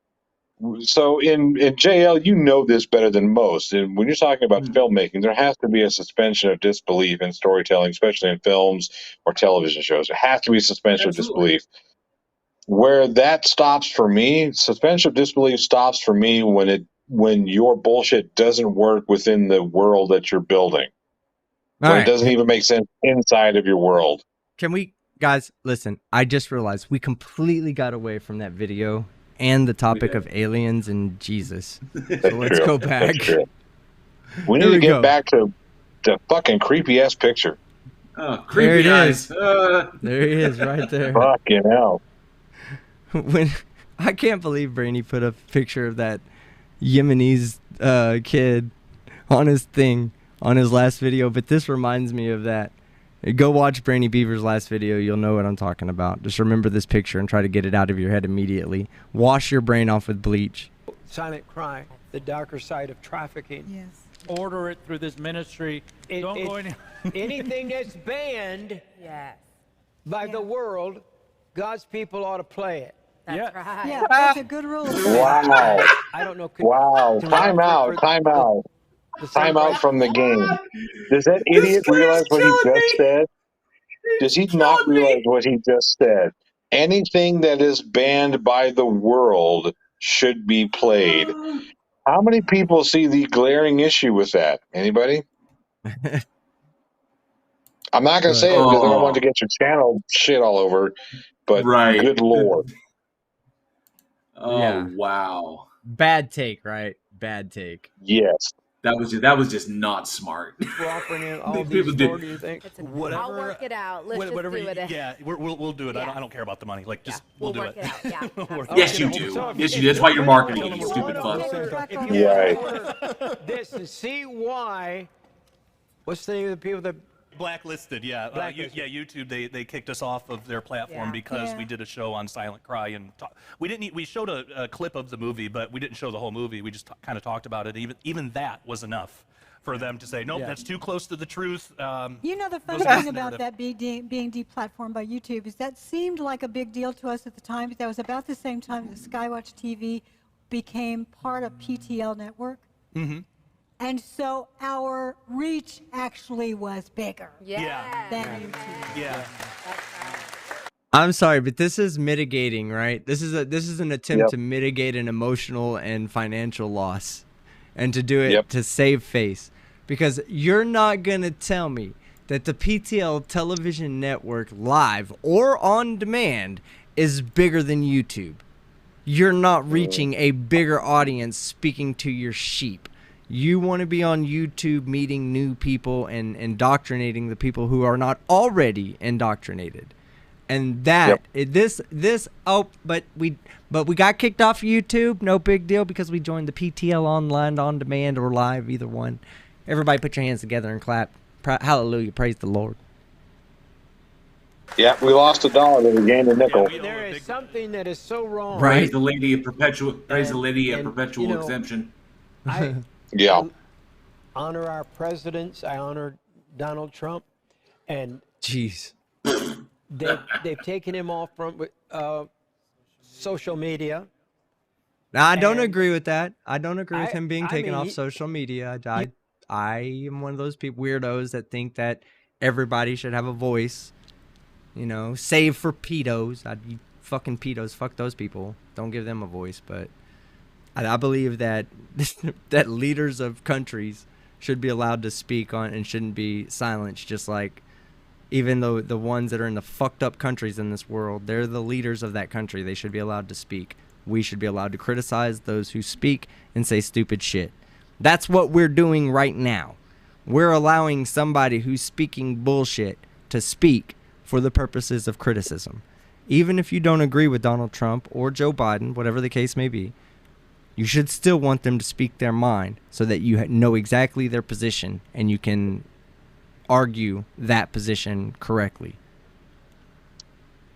You put presidents on over the years that do whatever.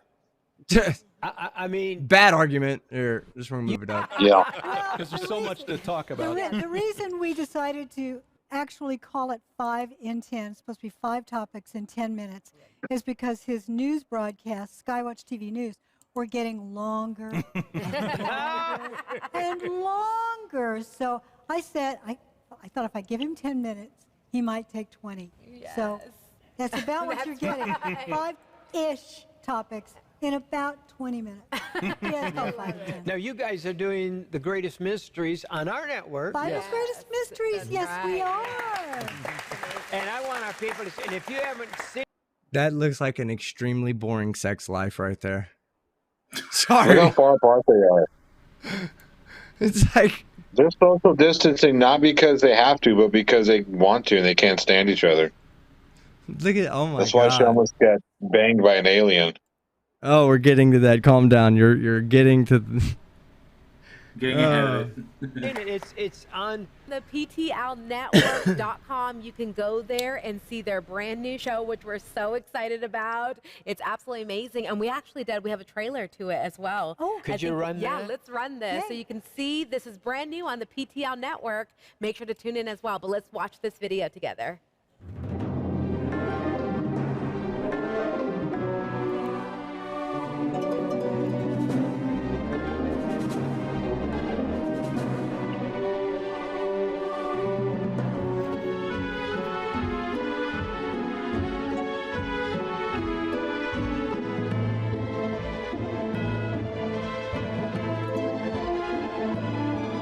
Hey, I give it credit. It has some good production work there. You know, this is all right. I'd actually probably watch this just for the alien aspect.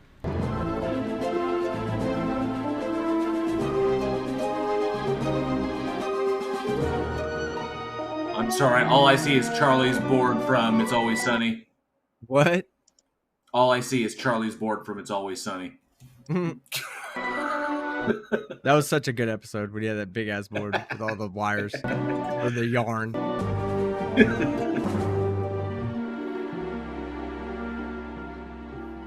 The historical facts Look at that him. are in the Bible are so much more interesting, so much more fascinating. In fact, if you think of the greatest superhero of all time, many people will say, well, it's Spider-Man. probably Superman. Nuh-uh.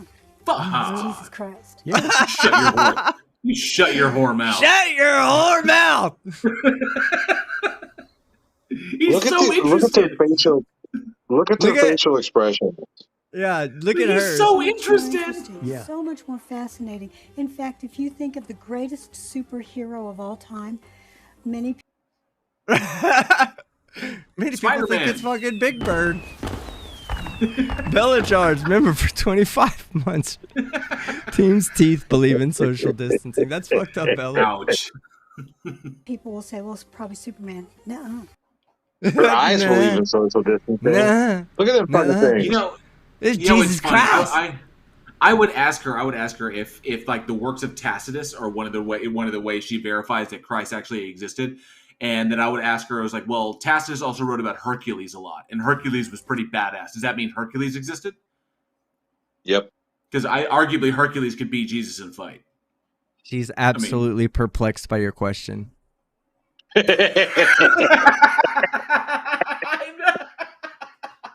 All right, here we go. She wasn't prepared for Yeah, that. because he did battle Yeah. with the giants. In the beginning, God Because he did battle with the Giants. Please, created the heavens. Hercules bested Hercules. Look at the 12 labors of Hercules. Come on, son. Earth. But the earth became desolate and empty, and darkness was upon the face of the deep. And in fact, the word here, I think the most dynamic word. It's weird. The Bible has never changed, and they continuously reread the same thing over and over, and they say it over and over and over. also depends And on what Jim version. Jones would be fucking rolling in his grave, so proud of you guys. Continue. Tell me what the verse and chapter and it is again, please, because I didn't catch it the first fucking time. He said it over and over again. God damn it. This is this is textbook indoctrination. Word in this new rendering is the word but, because that totally changes the Did you Oh, say the new one rendering? word. Like new yeah, the new rendering? word. The Bible needs to be reevaluated due to the word "but" that has always been there. Just nobody has noticed. paradigm. In the beginning, God created the heavens and the earth. Full stop. Right? That's a one sentence, full stop. That was an event that took place sometime in the past. And then you have the word, instead of and, as the King James renders it, you have how the Septuagint renders it, which is but the earth. Oh, our Became interpretation. Our desolate interpretation. That's and what it empty. is. That's I a didn't know he whole went off the nother story Septuagint. here. You're That's saying then that the mythology Here, I'll be right back. I that we gotta all grab a drink. studied in high school, most of us did, I did, is about real entities? This was the understanding of the Jews of the Second Temple period. The early church understood that these were that this was the origin of the demons that Jesus and the apostles cast out during their ministries. Jesus in Matthew 12 verses 22 through I think 26. the Jews would is accused disagree. of casting out demons by the power of Beelzebul, Baal the prince. Whereas Jesus replied, Baal "Satan was a casts Jewish out god. demons by his own power. Yeah. How will his kingdom stand?" You believe that Saturn is coming back. He's currently Right. in the underworld in Tartarus, in Yes. chains. Saturn. Exactly. This But he's Greek going mythology. to return. How soon? Yeah, Well, we're all technically, over the fucking place. Roman identification. Tartarus is Greek. Tartarus is Greek, is Grecian, and because it was the place, it was like the where the Titans were held up. But Saturn Right. is a Roman identifier.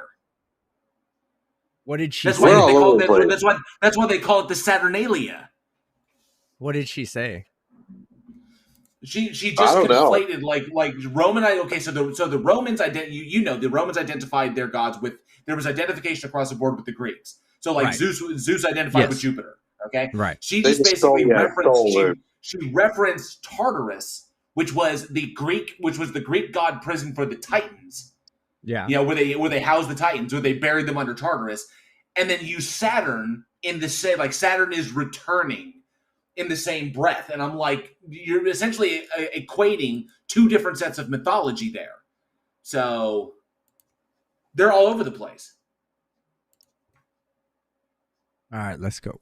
When we get to Revelation chapter 9, so we got a bunch of stuff to go through before we get there, but when the angel with the key to the bottomless pit arrives, hands it off, the bottomless pit is opened, the king of those who come out of the abyss, the king over those in the bottomless pit is called Abaddon or Apollyon. Abaddon in Hebrew, Apollyon in Greek.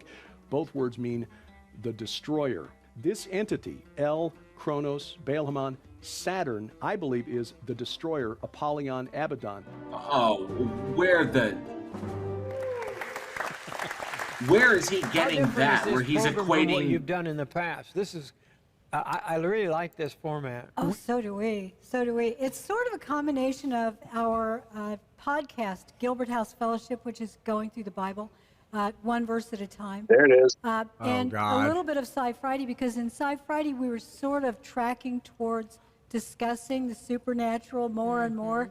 And finally we were. Gosh, she looks crazy. Can we have our own show? Could you imagine if she was like your grandmother and you're like, hi, Grandma, and she just opens her eyes and she goes, hi, children, come sit around the fire and let's read gospel together. And she has that stare right there. She puts on a microphone and brings out her karaoke speaker. I would literally be like in Scary Movie 2. No, get it away from me. Right? Supernatural. That's awesome. Yeah. Yeah. Because he said he'd wanted one for a long time. Yes, that's awesome. So God bless you. And this is not even the craziest shit she says in this show. And God So she bless Tim basically Baker for wrapped being she willing to wrapped let us- Jewish belief, Greek she wrapped Jewish mythology, Greek mythology, the Roman identifying mythology, everything was translated into Latin. She wrapped it all into one. They equated Apollyon and Baal, who technically were two separate entities, with Cronus, which was the Greek god, which the Romans identified as Saturn. So they pretty much were just trying to roll everything into one to make it like this one coherent thing. I Where just when you want say fucking Cronus, you're- aliens, man. I want fucking aliens. This is Skip insane. ahead. I've skipped ahead. We're gonna continue to skip ahead until You we get have to aliens. the prosecution has firmly established the lack of credibility of the witness. Yes. Okay. We have it. We have established credibility. Now we may proceed with stupidity. Yeah, but today it's aliens. You know, it's those same false little g gods masquerading as these beings to get the worship that they lost eons ago. One of the things we found when we researched our book, The Day the Earth Stands Still, was that Wait. this idea T, pause. I'm sorry. Pause. Back that up just a little bit, because I want to hear that. Because the Christians, one of it is that God is the only God. That is it. Yeah, There he is called no him. He other- said all these little g gods is what he said. that used to have worship before, and they want that worship back, saying that there were other gods as opposed to the Christian God. Yeah, it doesn't Or make did the sense, Christian right? God create these gods? Right. Or did the Christian God create these other gods if they're within his purview? If he didn't create these other gods, or if he did, then he's deliberately deceiving us by allowing them to deceive us because he created them to do that work. Or he's not the biggest, baddest dude on the block, and there are other gods out there, and Yahweh is just the one trying to vie for us the most. So which one is it? They don't think about this shit. I'm before not they put it saying out it's there. aliens, but it's fucking aliens. But it's aliens. that there was But something it's other than aliens. God who created humanity dates to like the 7th century BC, around the time of the prophet Isaiah. A Greek philosopher named Epicurus came up with this idea. Interestingly, when Paul was in Athens on Mars Hill, he was debating the followers of Epicurus, the Epicureans. I don't know. It's Is it about time buffering? we started waking up and addressing. They realize we have to invite the vampire into the house. It's free will. Yeah. Yes. Well, what's That's a crazy about myth. that is that this is a Right. religion. Now, they'll never Yes. say that. Stephen Greer won't say it. Right. You know, Eric Von Daniken won't say it. But this is a religion. It is a faith-based system. It's not based in any kind of real evidence. And There's it's- lights in the sky. What are they? And they Projection They much? literally just said that everything they have is faith-based. No evidence whatsoever. Zero of faith-based. Anybody that doesn't understand what faith-based means, it means that just believe. We covered it earlier in the Belief- show. Belief Just without believe. evidence. Belief without evidence appeals to emotion. If you've got nothing to back it up, then you get into all kinds of problems. Faith can be manipulated by external sources. It can be manipulated without you knowing it. You can even put your faith into the wrong things as professed by these believers. You can put your faith, you can misplace your faith. It could be, twisted by other people like other cult leaders and stuff. If faith is so bad and is so open to interpretation and is so manipulatable with that you can even not even realize you're being manipulated, why would you use it to get to any form of truth? Because anything you get to, you can never say was the truth. Yeah, What's the point? You're right. No, you're 100% right. Like, that's the thing is these people are so desperate in such a bad spot that the faith is all they have. That's all they have. Right, yeah. They prey and upon the then societally when you go vulnerable, to the church, emotionally vulnerable. they will still tell you, even if you're broke, they'll say, hey, I know you're poor. I know life is hard right now. Yeah. But you got to give me that 10%. Yeah, it was Copeland who said that. It's like, yes, you got to make a decision. The rent or your tithe. You get that tithe in. Like, you better get that tithe in. That's damn You're telling straight. people to opt for homelessness to get money in your pocket, man. But if they're homeless, they'll have extra money to donate to the church. If I saw him in real life, I'd take the ticket. I would. I can make that happen. I could drive you to his house. Gee, is he in Texas? No, it'd have to be. Yeah, but he'd have to be out there and like out there shopping at the mall or something. Kind of like, did you see that video of the guy who cozied like to Joel Osteen? It was like, doing like a selfie, do like a video. It was like, hey, Joel Osteen, check it out, it's Joel Osteen. He was like in there like posing for a selfie. And he's recording video and he looks over and he's like, you're a piece of shit, right? Yep. That was so brilliant. Yeah. All right, but yeah, let's keep it going. Aliens. This meaning into it because of this faith that they want to believe in. And ultimately, it's all about salvation. That's right. Yeah, self-godhood versus being under the actual God. Why do we need to be saved from the being who broke us in the first place? It makes no sense. Hey, I have a question. This is a question for the chat too. When did they start calling God and Jesus Yahweh? Because when I grew up in the church, never once did they call him Yahweh. I'd never heard that term until I got onto YouTube 3 years ago. It depends upon the denomination and which Bible that they're using. So, but these guys are they're Christian. They're talking about Jesus, so they're Christians. So, well, they said that they're running. Well, it depends upon the verse of the Bible. They said that they're running off the Septuagint, so I get why they're using Yahweh. So, but like in the Methodist Church, I remember Yahweh. There was like a fucking like pianist guy that he always sung about Yahweh. This was back in like the early 80s. Well, who was this fool? Who is Yahweh though? Is that Jesus or God? It's supposedly the name for God. It's like, and it's not spelled. It's not like YAHWEH. It's like 4 consonants and no vowels. Like 4 consonants that can be phonetically spelled to be Yahweh. Well, it's like YHWH or something like that. Okay, I'm just ignorant to it, so I'd never heard that term until I got on YouTube. YW. Like, what? I think Southern Israelite. May his channel rest in peace. Yeah, YHWH. Yeah, he was the first one that brought up Yahweh. It's what's called the Tetragrammaton. So, which you remember, that puts a new light on the movie Equilibrium, does it? Because they were priests of the Tetragrammaton. Just a little sci-fi knowledge for you. Still don't get it. Mystery Man says Catholics have been using Yahweh for as long as I know. I'm not Catholic though.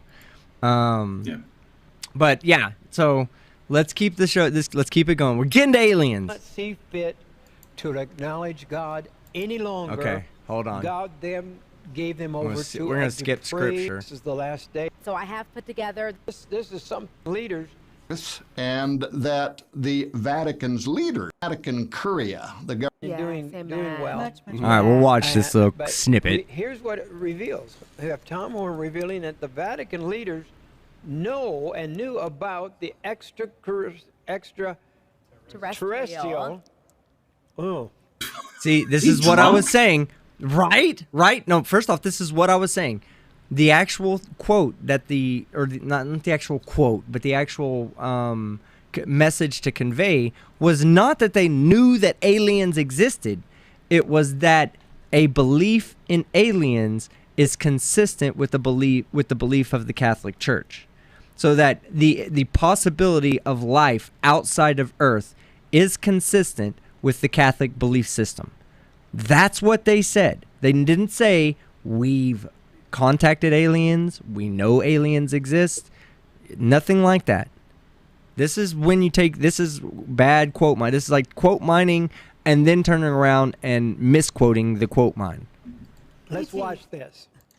My interest in this phenomenon was first piqued during the 1970s through the 1990s when Monsignor Corrado Balducci, an exorcist, a theologian, and a member of the Vatican Curia, the governing body at Rome, and by the way, a guy who was a personal friend of the Pope's, started appearing on Italian national television to state that ETs were not only possible, but were already interacting with Earth, and that the Vatican's leaders were aware of it. The same guy also believes that human beings can be possessed by imaginary beings. He literally said he was an exorcist. So him saying that aliens exist is this. If you want to take his word to say that aliens exist and say, yep, aliens exist, then you also have to believe him that people can be possessed by imaginary beings that can make them do unnatural things. You're crazy.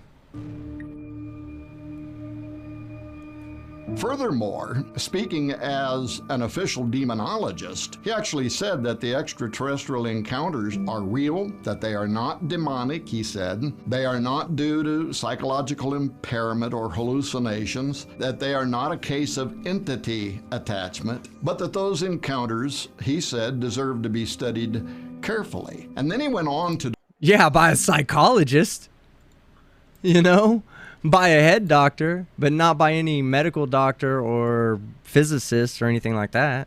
Disclose how the Vatican itself has been closely following this phenomenon and quietly compiling material evidence, he said, from Vatican embassies around the world on the extraterrestrials and their mission.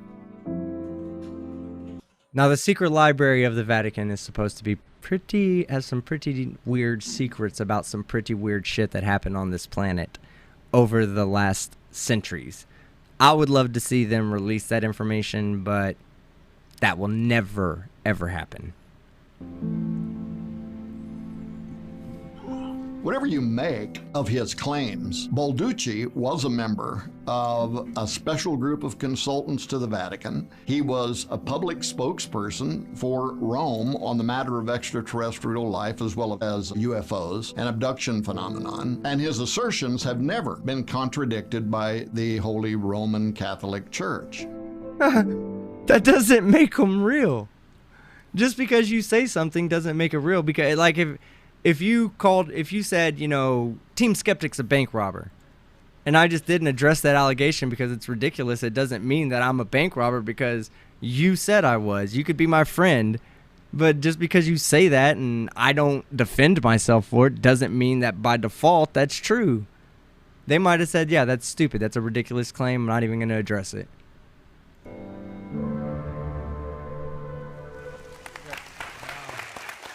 Love Tom Horn. Thank what he does and what he's allowed you all to do. Yes. You have to realize without a great leader. Oh, yeah. Absolutely. Yeah. Amen. Hold on. Yes. Amen. That's a good sign. Yeah. Back to work. It is. It was a miracle. The Anasazi, 2 years of famine. 2 to 10, in fact. you need the salt, yeah. So they talked with a... That interview with Dr. I'm looking for a specific part in this video so we can get it to the end. We'll never finish it at this pace, so I'm looking for a specific spot in this video so we can laugh at this. Don Mose, and there's a point where he got into word for word. Yeah, physical voodoo and all of that. Gods. And they put spells on people. They put curses on people. Earlier, and his belief that we need to reach out, we need to meditate and reach science fiction religion to open themselves up to these spirits, these principalities and powers. And that's why this is a spiritual battle. Kelly says, I like you, Team Skeptic, but I believe in angels and demons and aliens. So do most people. Just saying. No, that's cool. I don't actually like judge people for having those beliefs. I only judge people that say that science is wrong because religion says so. You know, that's pretty much my thing. I'm Christian. I don't consider myself an atheist. I consider myself agnostic because I don't know what's out there. But at the same time, I don't believe that that any one idea of what God is or what may be out there, what the reason for existence is, or why there's an existence to begin with, I don't think any one person or one religion could possibly get that right. So I don't even put myself in a position to make the argument one way or another. But I respect it. I respect it. Yeah, there's plenty of freaks out there. You're right about that, Kelly. OG Goblin, welcome to the Shiny Dingus, baby. Good to see you. Haven't seen you in a minute. Probably my fault. I ain't been streaming. Spiritual war. It's not just the... Well, it's part of the deception. The belief in worship of the ancestors or worship of the dead is that in order to make great-great-grandma or whatever have a happy life, you have to feed her or, you know... I've been meaning to say this. Mystery Man wants you to know, JL Warren, that some people believe in quantum energy fluctuations. He's been wanting me to say that to you this whole time. Okay. Periodically, and so you go to the grave and you leave grave goods and you pretend that you're feeding grandma with a little... We're reaching out to extra dimensional. Hold on, I'll find it. And by the way, just being a sincere Christian in a vital fellowship of some kind ain't enough.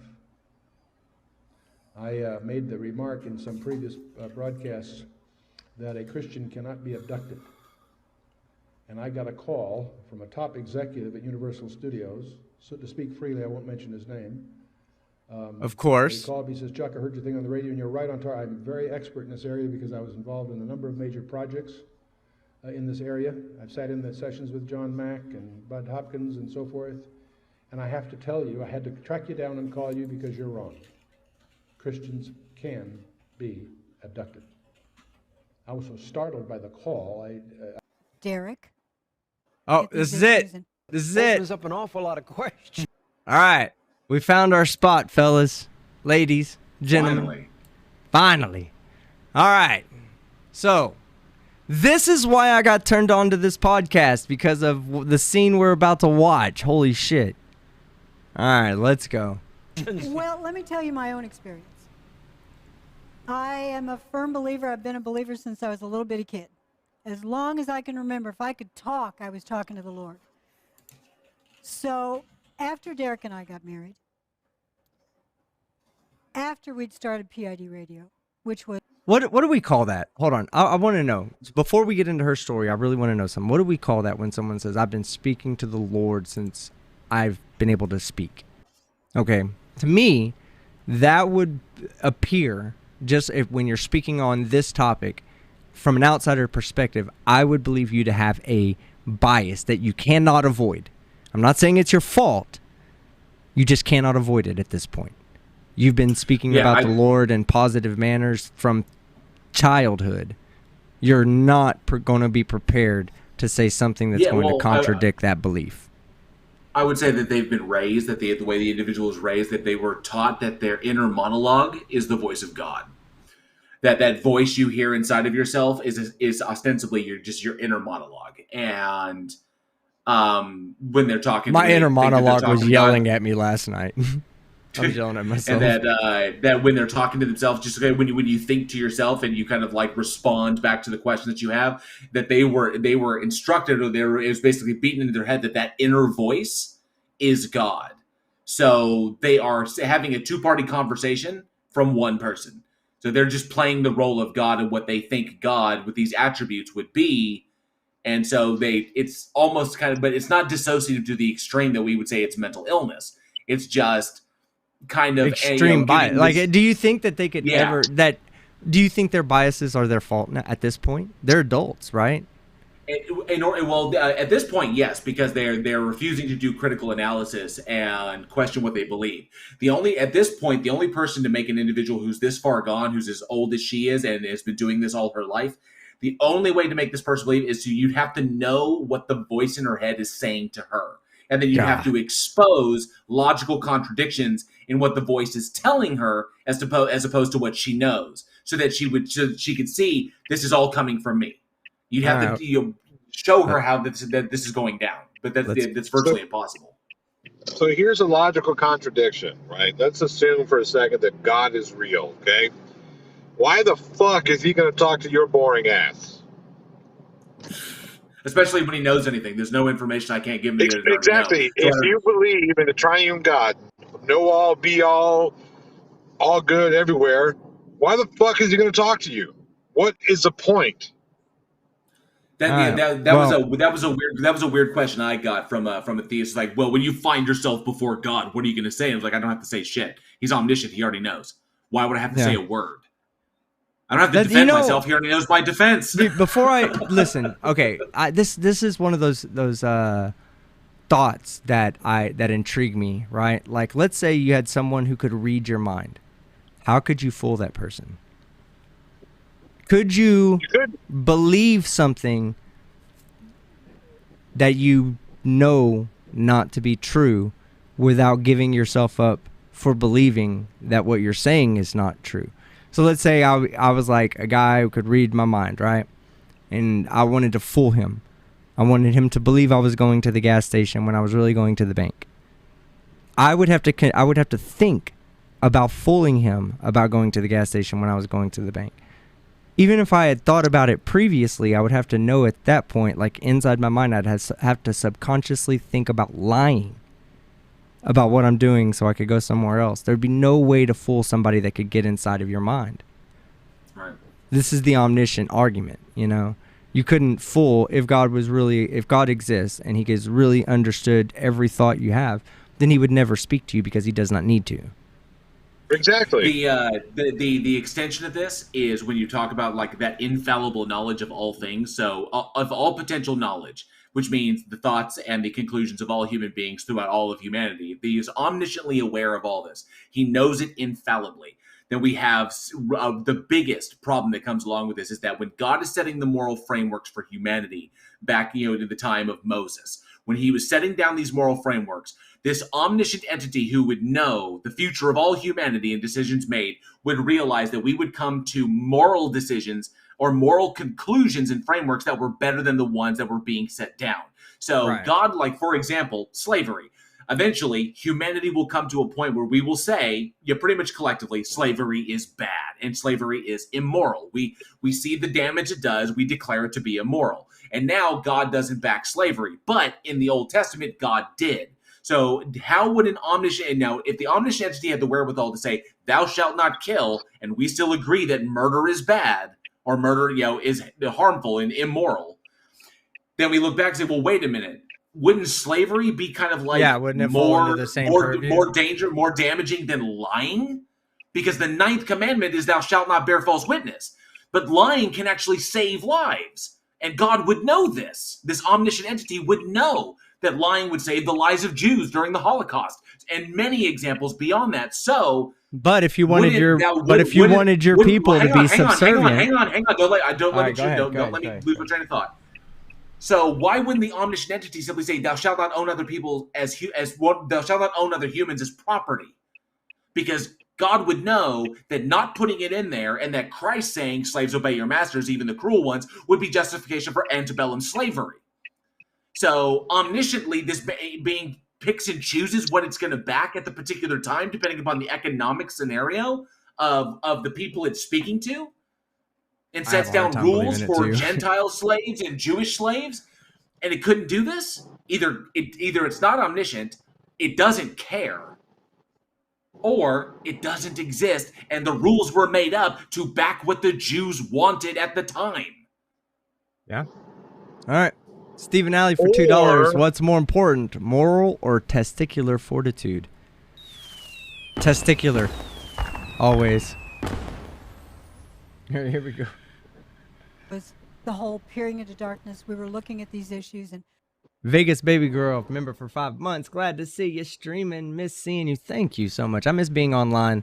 I miss you guys. I really have. It's good to have you here. Thank you for coming out. doing a podcast about it. After that, one night, this other Derek appears in our bed. The real Derek is lying down next to me. Other Derek sits right up out of him. It startled me. I'm sure it did. I knew that was not Derek. And so I asked this critter, "Who are you?" Because he clearly wanted to have sexual relations. Time out. Look at Time him. out. Wait. That's her way of saying she saw his erect ding dong. Yeah. I saw his erect penis and thought to myself, no way after 9, you demon. Look at his face, though. He's like, yep, this happened. This really, really happened, people. I don't get any ass know. on I that. think he's like, I think even his facial expression here has got some disbelief in it. Well, but how would he know he was asleep until she told him? Here, let's watch his expression full speed. This other Derek appears in our bed. The real Derek is lying down next to me. Other Derek sits right up out of him. It startled me. I knew that was not Derek. And so I asked this critter, "Who are you?" Because he clearly wanted to have sexual relations. Yeah. I'm gonna have sexual relations. I did. He jumped up like he was Stink Meter. I'm fixing to have me sexual relations. That was so funny. Hold on, I'm gonna slow it down one more time. What's gotten into you? Same thing's about to get into you. Yeah. Who are you?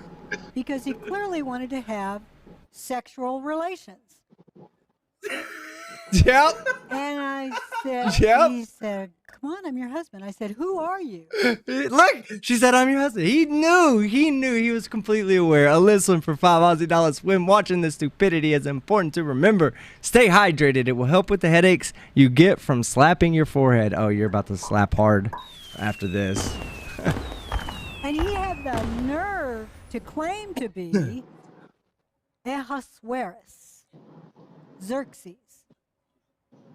Now, the spirit behind Xerxes was probably the Prince of Persia.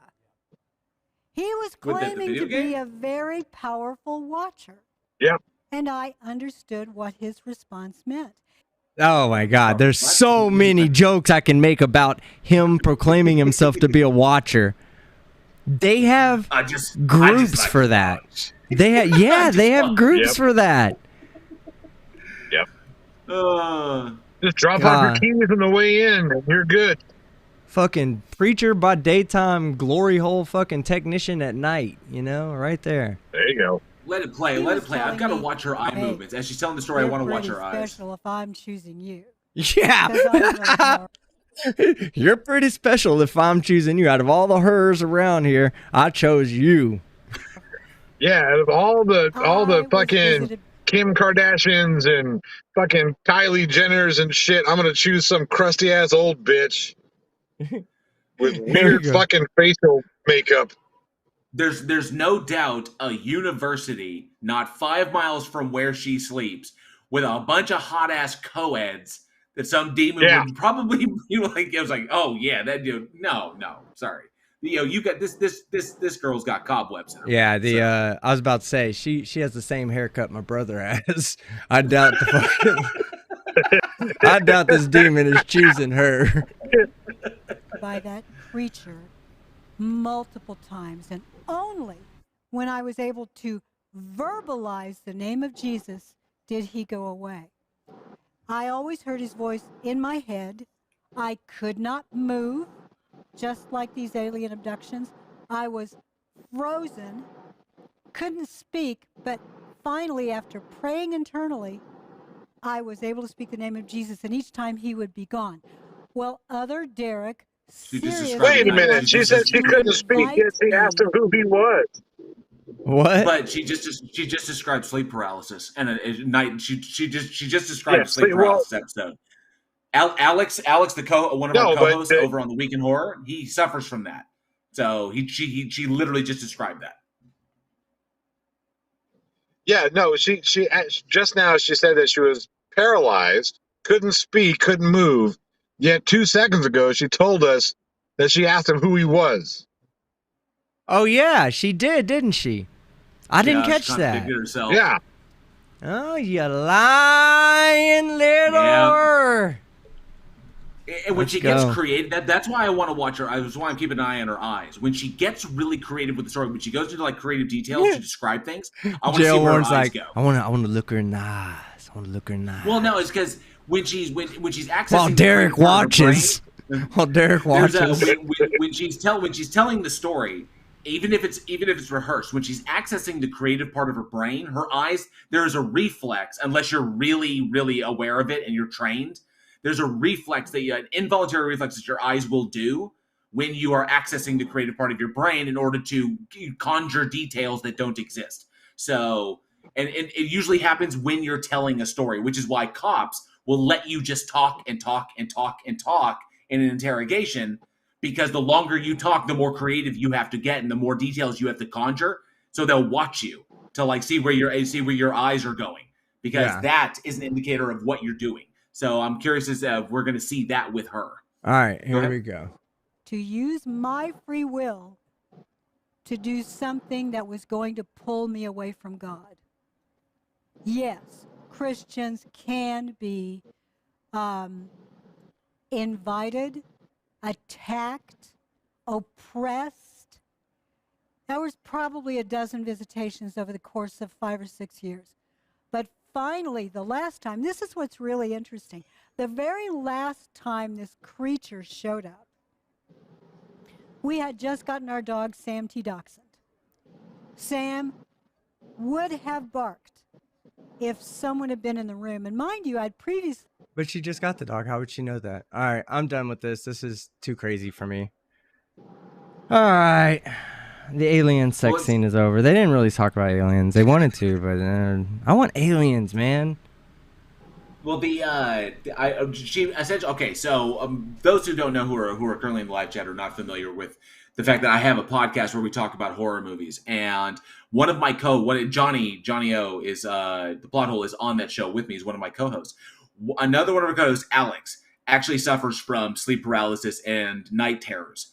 And it always comes up because there are many horror movies out there that center around that. So he's always kind of freaked out when he has to watch movies like that. So in this respect, that's exactly what she described. It's exactly what Alex has related many times, that is what it feels like.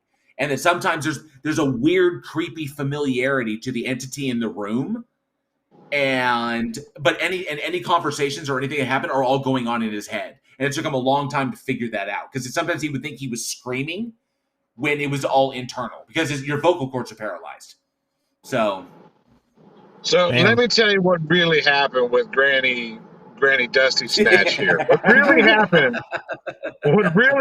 with Granny Dusty Snatch, she took a couple of Ambien too many, right? Woo! Grandpa Dusty. Yeah. Hang on. Grandpa Dusty Dick got a hard on. Wanted to, bury the hatchet, so to speak. No, don't take the Ambien. Don't take connected the air pump to it. Don't drop the Ambien, Gladys. I just took my Cialis. Took my Cialis, damn it. Crazy woman, what am I supposed to do with this? I got 4 hours. All right, Alyssum for $2 Aussie says, did someone swap out her weed for bad stuff? I think so, Alyssum. How you doing, man? Good to see you. Or the good stuff. It depends on your perspective. Yeah, right. All it's right. Definitely not in indica. We'll Grandpa Dusty Dick. I love that. That was pretty fucking funny. All right. Well, let's see. How long have we been going for? 2.5 hours. 2:15. We'll do it a little bit more. Damn it, Sharon. Yeah, we'll talk a little bit more. Maybe turn it over to the audience. Have them. They've been going at it in the crowd. Like, I think Professor and Charlie Girl are getting at each other. Oh my goodness!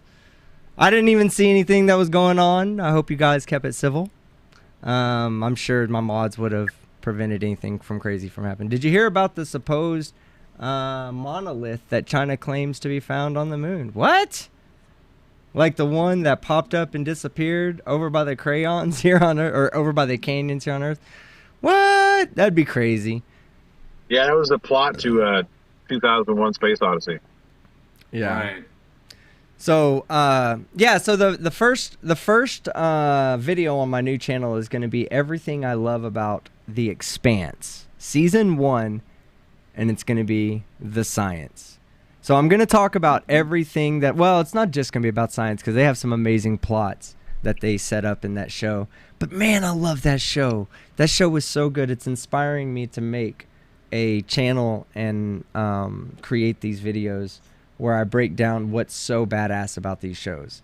Like the show itself is an amazing show, but the science in it is damn near flawless.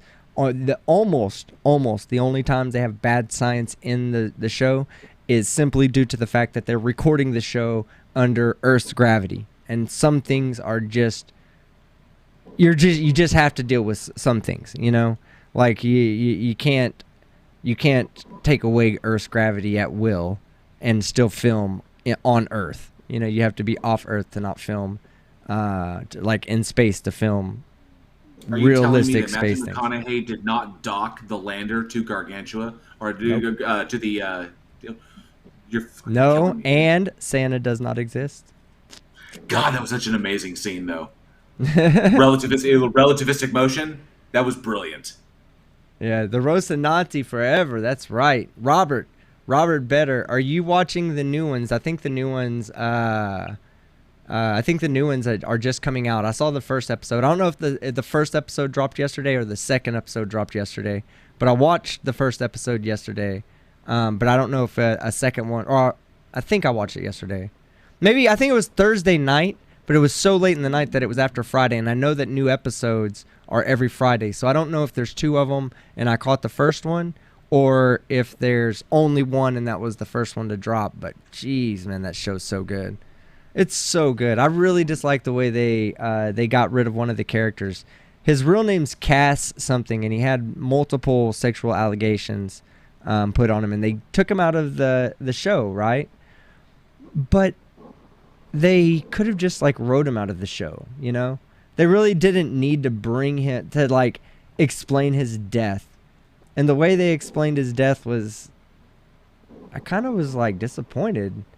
And I've been very like happy with the show the entire time, and I got really disappointed by his death. But I understand why they had to write him out of the show. I'm not mad about that. I just felt like they just could have never addressed him again, you know? Or just said, oh, he went on this mission and whatever. But they didn't. They gave him go some to the bathroom. Shitty science death that I didn't like. Let's see, who is that? Sonia Garlic for 10 New Zealand dollars. Did I say that right? Sonia Garlic. Yes, I did. 10 New Zealand dollars. Thank you so much, Sonia. I appreciate it very much. I was in the military for 4 years. I got along with most people with different attitudes. Yeah, me too, Charlie girl. But, all right. So that's going to be my new channel that I'm starting. And I'm still going to do, like, the true crime, spooky shit. But I kind of... I need to get better at my craft on that. I'm not as passionate about that as I am. I love reading and hearing stories, but delivering them, I just didn't feel the passion. And I think I could get the passion, but I just kind of need to find it, you know? Like with this new stuff, talking about everything I love about a TV show or a movie, that I can do. I'm very passionate about that. About like plot twists and plot armor, plot holes, like all that shit. Johnny. Yeah. Johnny doesn't know anything about any of that, and JL's just a rookie. None of that. JL None of did that the stuff. JL was the best boy for JM Truce film, so isn't Isn't that an actual position on a film set, though? The best boy? Best boy is a position, yes. Ha! Yeah, I told you. I know what the fuck I'm talking about. Him at JL Truth and JM Truth together at last. And if you were wondering who's pitching and catching, well, JL's the best boy. Doesn't really matter. JL's the best boy, so that should answer your question. He puts on the knee pads and the catcher's mask and puts the glove on, and the other JM pitches to him. That's what we're talking about, right? Like baseball? Yeah, baseball. Exactly. Oh, Look at man. that face. Look at his face. Yeah, he's pissed. He's like, I just want to die. I look blue on screen. I was falling asleep. That joke took way too long. Why do I look blue on screen? Like, look at my white chair. My white chair looks blue, doesn't it? It has like a blue tint. It's because of your fire. No. I think somebody in the chat thought, no, I am not Matt Dillahunty.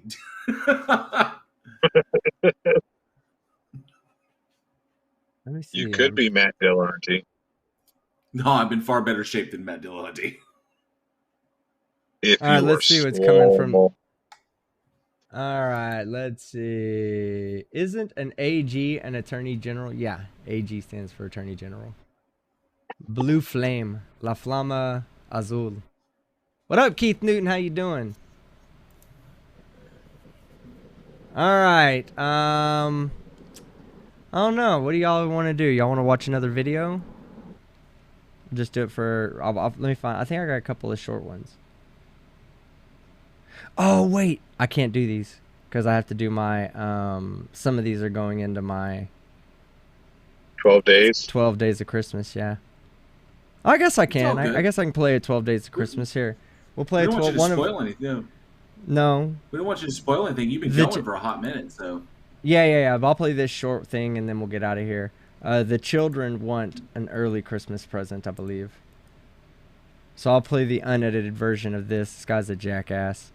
And then y'all can hear the Christmas version on, let's see, this guy would be, let me find out what day this guy's going to be.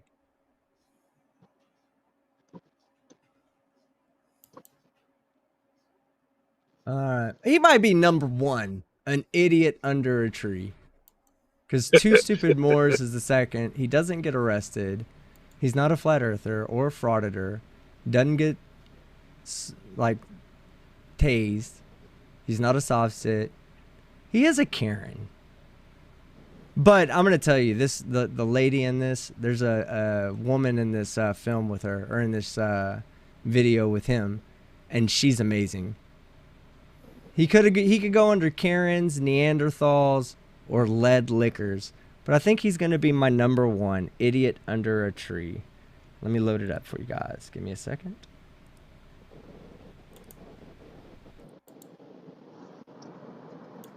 Forgive the the aspect ratio. It just does this in vMix sometimes. But here we go. They do. Hey, do you guys support the satanic pride propaganda? Yeah, both. You support it? Satan and pride. You support Satan? Mm-hmm. What's God gonna think of that? I don't believe in God. So you Did think? you need help with I've you seen support this the one. propaganda that's targeting the kids? There's nothing targeting kids. It's all over kids' TV shows. It's all over. They're targeting Kids the kids. can choose to wear whatever they want. Do you support the sexualization of kids through pride propaganda by Sir, corporate? is there something that we can help you with? I'm just asking people questions. What about you, sir? Do you I'm support not this? answering any questions, but if you're here to cause any disturbance in the store, I'm just asking questions. Do you work? Yeah, Do you work but for the you're Target? disrupting. Do you work Yes, for Target? I do actually. Where's your name tag? I am the undercover loss prevention. Oh, okay. So I'm just asking questions. So do you support this satanic propaganda? I'm not like she answering does? your questions. What you need to do is you either need to leave the store. God will judge you guys. Okay. I mean, I can't. He won't if I don't believe in it. Also, is that our shirt? She said, well, I won't if I don't believe in Hey, it. ma'am, do you support this? What did I just say? You support pride propaganda? stop. Whoa, Dude, I'm I buying need you- this. I need you to. Whoa, let you just go, said you're man. not buying it. I'm gonna buy it and burn it. Okay, that's your choice. You can totally do Yeah, that. fuck that guy. What I said is you need to leave. You can't ask anybody any more questions. You can't disrupt Freedom of any more speech. Call the people. police. Do you want me to? Yeah, call. Private establishment. I don't care, dude. Yep. You think I care if you trespass? I've done this 1,000 times. We never said that. You guys are satanic. True. Open satanic. Open Satanist, guys. That's what we're gonna get up against. Is open Satanist. Oh, look at this like neck beard. Just anti anyone. Hey, excuse me, ma'am. Do you support Pride? No, you can't disrupt any more guests. You need to leave. Sorry, Sir, do you support the satanic Pride propaganda? sir. He doesn't. No, he just doesn't care to talk to someone so hateful and judgmental. Oh, I like this girl. I know, she's my hero. Hey, excuse me. Do you guys support this? They do. Do you guys support the propaganda? Yep.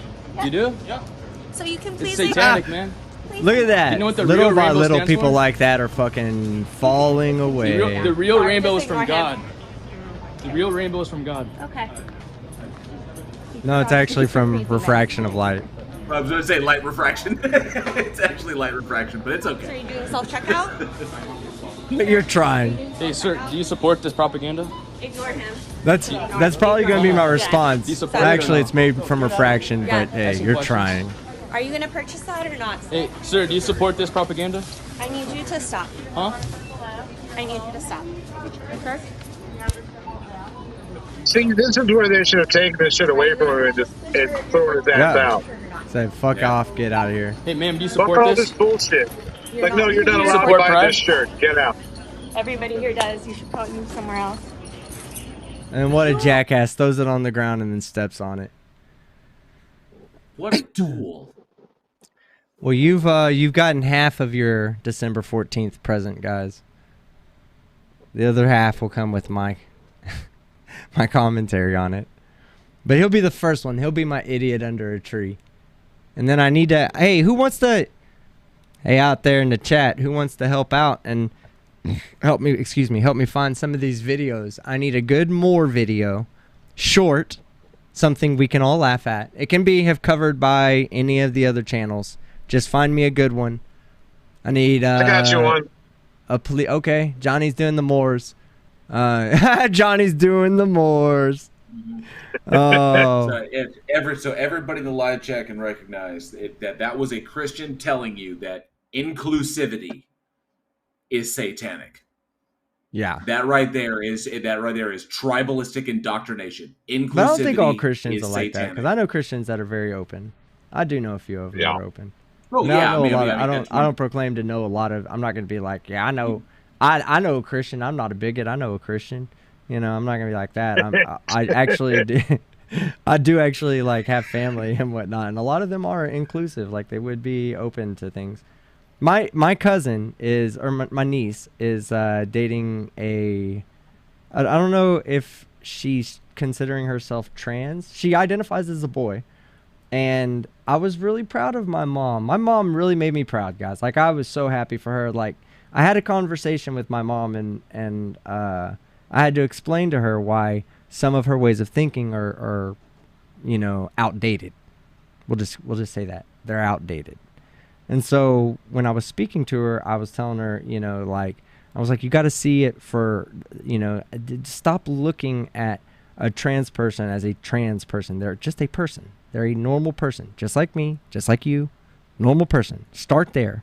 And so ultimately, like, she's not a bigot or anything. She wasn't saying anything bad, but we were talking. She was saying some things that I felt were very, you know, that she just had a poor, let me get on camera so we can be on here while we talk about this. I just, you know what I'm saying? I just felt like some of the ways she was thinking was a bit outdated, and I just want to be like, look, you know, maybe you should think of it like this instead of like this.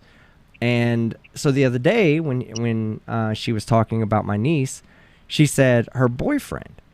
And of course, for me, I'm okay with the whole idea of her being identified as a boy by another person.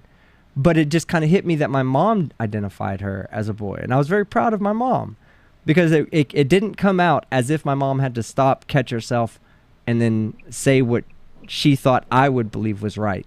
It just came out of my mom's mouth fluidly, as if she understands why it's okay to identify my niece's significant other as a boy. That was a moment for my mom. I was very proud of my mother in that moment. Not so sure my grandmother would do the same. But my mom, love you. All right. Okay.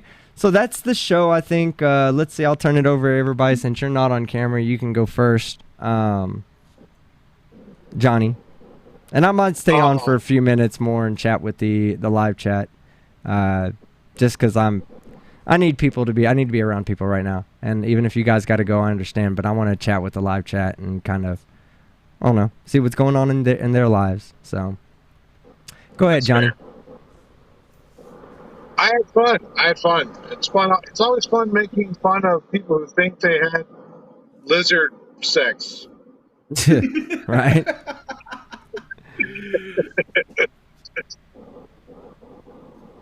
Alrighty. His channel is the plot hole every Saturday night, man.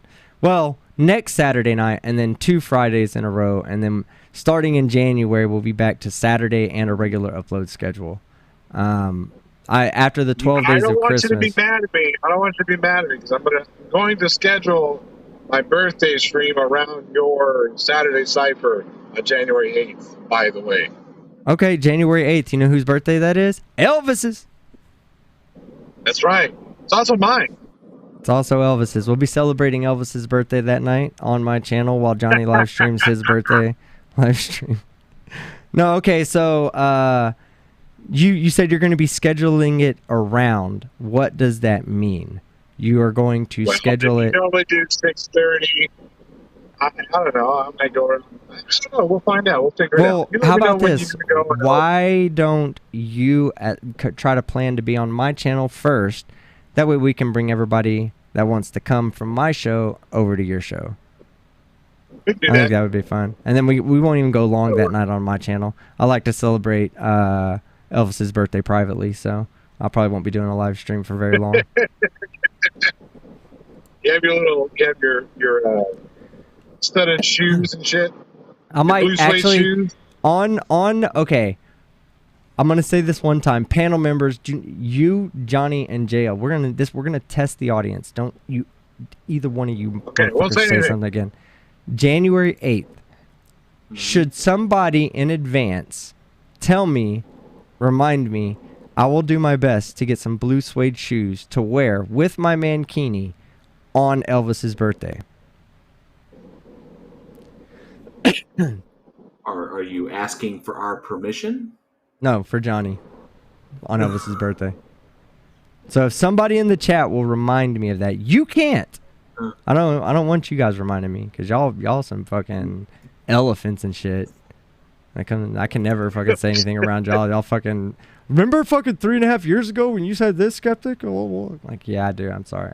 I intend on not following through with my with my promises 3.5 years ago. No. All right. JL Warren, do you want to say anything? Yeah, we'll figure it out, Johnny, for January 8th. JL, do you have anything to say before you get out of here? Yeah, thank you so much for having me on. This was a blast. I love coming on your channel. Thank you to everybody. It was cool interacting with the live chat. The video was funny as hell, talking about, poking fun at crazy people and everything. But as far as myself, stuff that are coming up, I've got a new creative content coming up. I'll be trying. I think I've got a good schedule for releasing new content, so that's over on my channel, which I will for anybody who wants to. Do you like the commentary I was giving about the crazy theist people?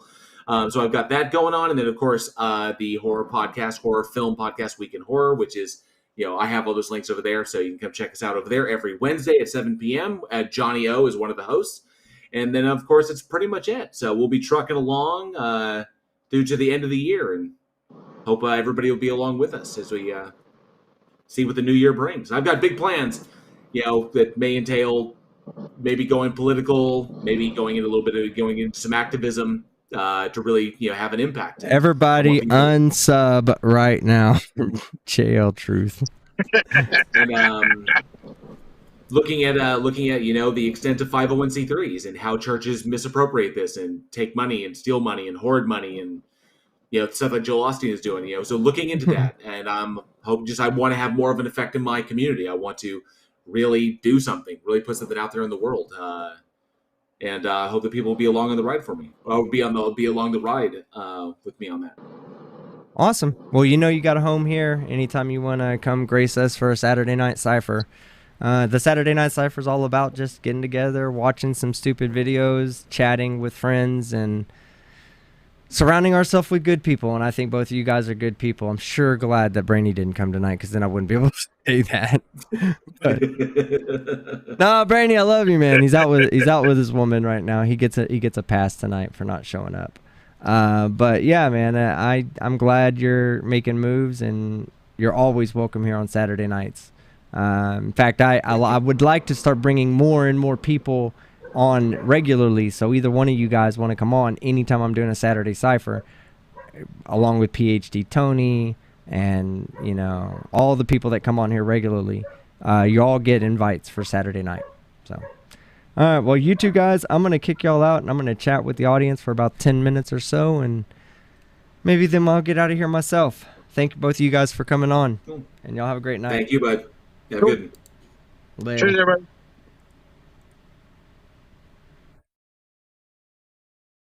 They're gone. All right, audience, chat. How are y'all guys doing? How's your Christmas? How's your Thanksgiving? I want to know how it was. Did y'all get to spend some time with family? I did. I had some fun. Whose pupper is barking? It was one of them two. Fucking Canada. Right? Fucking Canada. Damn Brainy picking his wife over us. Adam, remind him of that. Lonnie, Team Skeptic, have a good one. Thanks, man. Appreciate it. You too. Love your work. Thanks, Robert. I appreciate it too, man. I got a lot coming out between now and the new year. I know I've been a little bit backed up. I'm telling you guys, man, I've been dealing with some shit, and sometimes I turn my back on the people that mean the most to me, like you guys, because I don't really want to involve y'all in what's going on, you know? But you guys are what means the world to me. Like, y'all mean the world to me. So it's always great to be here. Always great to have you guys. Vegas baby girl, it was such a pleasure to see you when I was in Vegas recently. Thanksgiving was very quiet. Cool. Charlie girl, I'm glad you stuck around and never feel like you don't have a voice here, okay? Just want you to know that. Even if some people disagree with you, they're welcome to disagree with you, but you're welcome to disagree back. Don't ever think that you don't have a voice here, okay? Yes, and working on Santa Day. Who in their right mind, Velma, is making you work on Christmas? Robert, New Zealand here. Drizzly at 20.5 degrees C. Have no idea what that means. I only understand freedom units. Stephen Alley, I'm deeply hurt and offended as a shipmate at that statement. Which one? Mikey Cage, what up, bro? Just stepping in quick to say what up. Well, we just finished the show. I'm just kind of hanging out with you guys. It's Christmas, you know? We're supposed to be spending time with each other. I'm finishing jury duty next week, Kathy. Aw, that's awesome. Vote Abbott out of... thank you, please. Vote Abbott out of Texas. And things will get better immediately. You're not lying. No, I'm so late. Yeah, Skooma. YouTube ain't putting out my notifications very well. So you have to forgive me. Riv, quiet Thanksgiving. A lot of crap going on in the world currently. Enjoyed this stream. Thanks, Riv. Yeah, it was quiet. I got together with family a little bit, but we had a small celebration. What is a freedom unit, Darby? Oh my goodness. Fahrenheit, miles, inches. Robert, the weather sucks today. Oh yeah, Sonia, you said earlier you're from New Zealand. Mikey says, Merry Christmas if I don't catch you before then. Hey Mikey, 12 Days of Christmas coming out. Starting December 14th and going on through the 25th.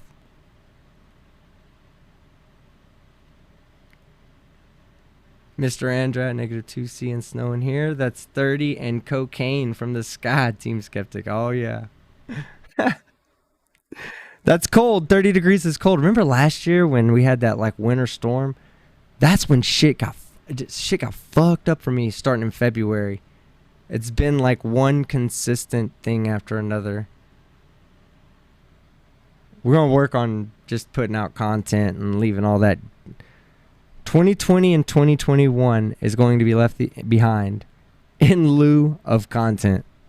We're just going to ignore the world for a little bit, make fun of people, do some live streams, have a good time, hang out with some friends, and try to make tomorrow better than the next day. Oh my gosh, my cat's about to walk in front of the camera. Hi. Oh, she's backing up now. Mama, come here. Hold on, let me get my kitty cat. I think she wants to step out and say hi. She was looking at me crazy.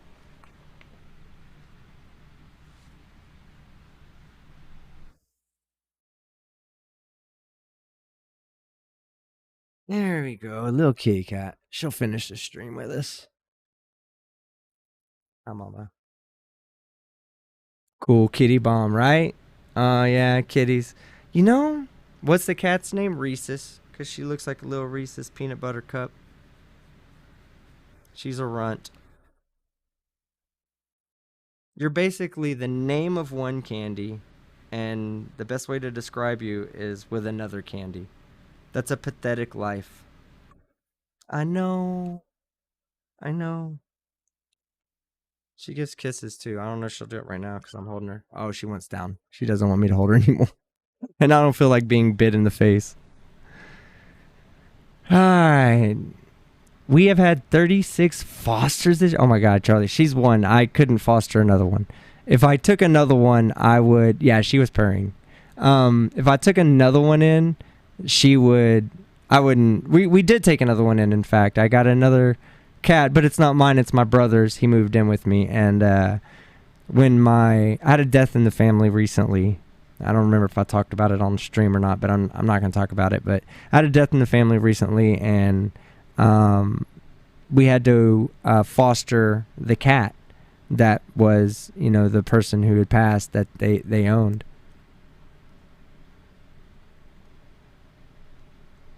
Sorry, guys. Sorry about that.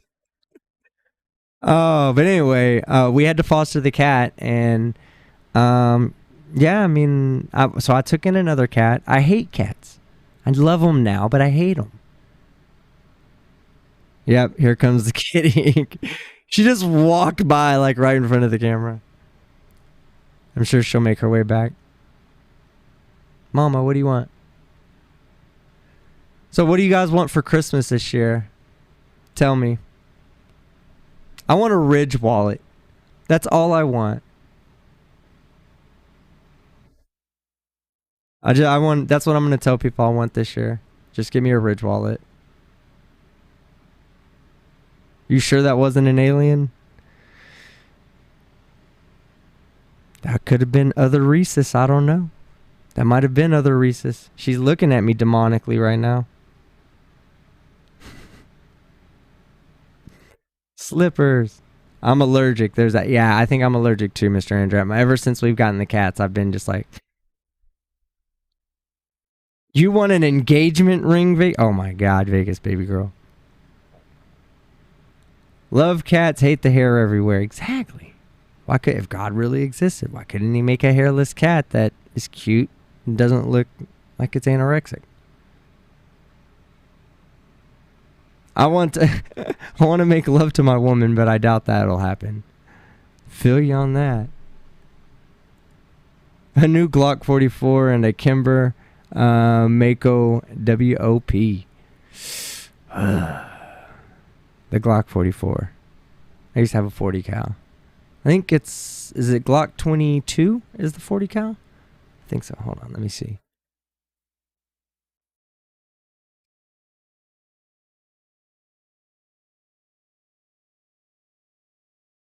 I knew it. I got it right. 40 cal is the 22.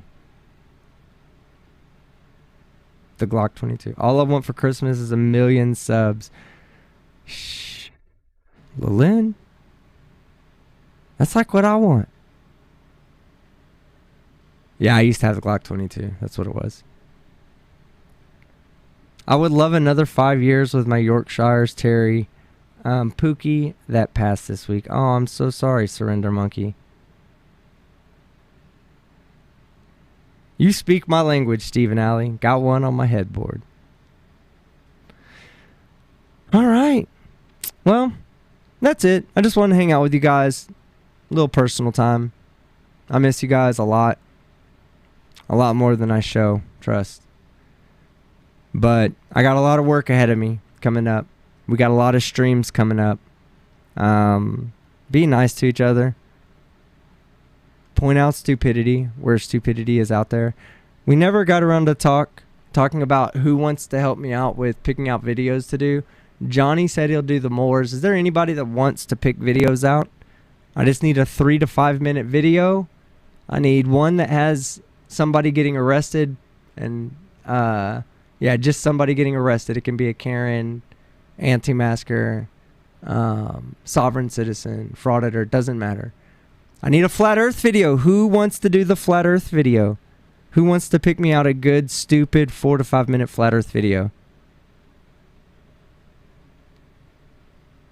Charlie girl, you said you have a good Karen video? Send it to me on Discord. Thank you, Darby. Great show. I had fun. It was fun. The guys I had on tonight, J.L. Warren, Johnny O, they're really good people, guys. They're good, genuine people. I know those people in real life, and they are good, genuine people. Okay, so I also need a frauditor video. I need a taser video. Is the body cam footage of you in Vegas public info yet? I'll never tell, Steven. I'll never tell. I need two Sparky videos. I need a sovereign citizen video, a Karen video, which you said you got that one, right? Charlie girl, you have a good Karen video? The Neanderthals can just be anybody saying something stupid. 10 Tesla lessons is also going to be a Sparky video. 11 lead liquors is going to also just be somebody stupid. And then on the 12th video, I'll have to find a good one for you.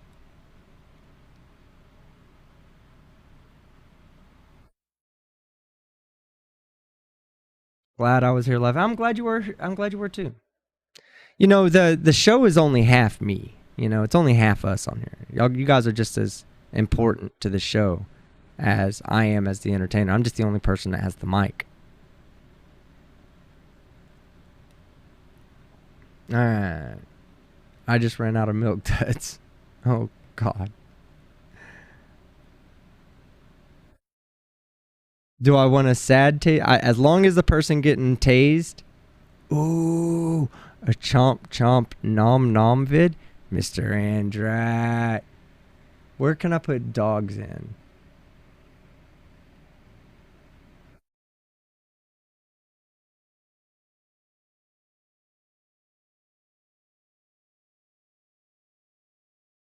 Trying to see on the lyrics where dogs would fit in naturally.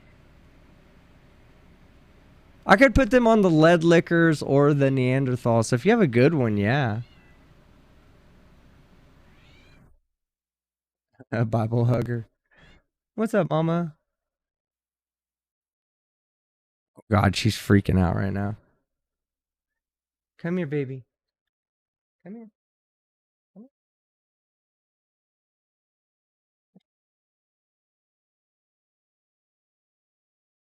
here. Her back is like going up and down like this. All right. Greetings from China. How are you guys doing today? Well, good. Good. Oh, no, Darby, I don't want one where a guy dies, for sure. No, Kathy, it wasn't like she was going like that. Oh, yeah, I'll do that, Steven. If you have a nom nom clip that I can use as a soft hard Moore or Karen. What are you doing? What's wrong? All right, let's see. Now I got to go search, right? Find me something. Send it to me on Discord. Direct message me if you need to. No, I think that she's actually trying to fight her tail right now. Keep up with your awesome work. Thank you. I appreciate it, Deadeye. Nom Nom videos are getting really hard to find. So are Sparky videos.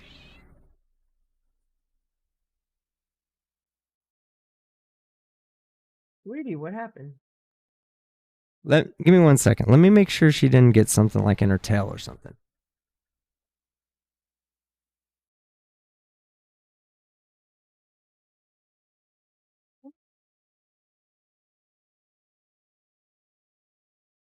Okay, she's running from me. I'm not chasing her. She's gonna have to deal with it on her own. She's an adult cat now. Alright, yeah. I guess that's it.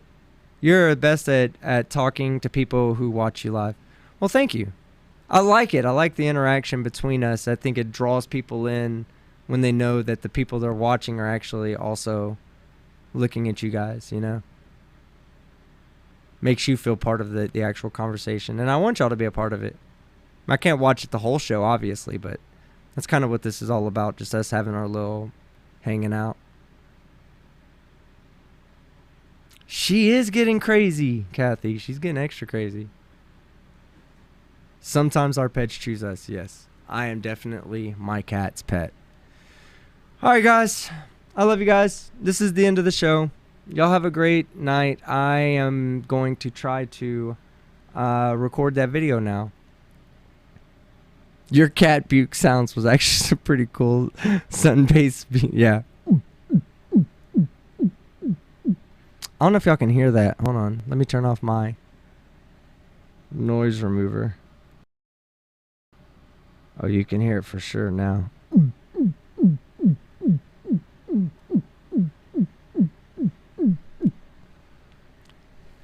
I just put y'all in a dubstep trance. Alright, Stuart Hanukkah, Commander Darklight, Adam, Stephen Alley, Lilyn, Skooma, Darby, Kathy, Charlie Girl. You guys all have a great night tonight. Martin H, thank you. Good show tonight. Riv, take care.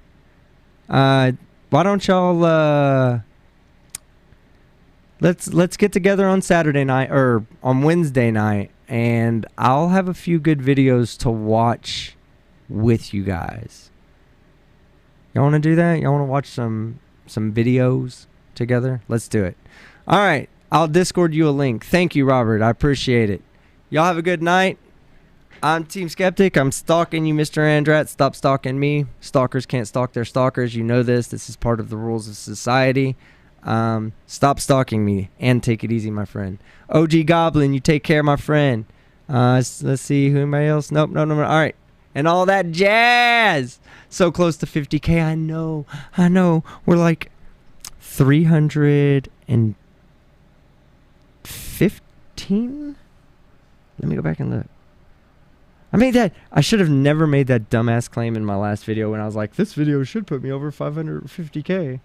And then YouTube didn't even promote the video at all. And now I don't have.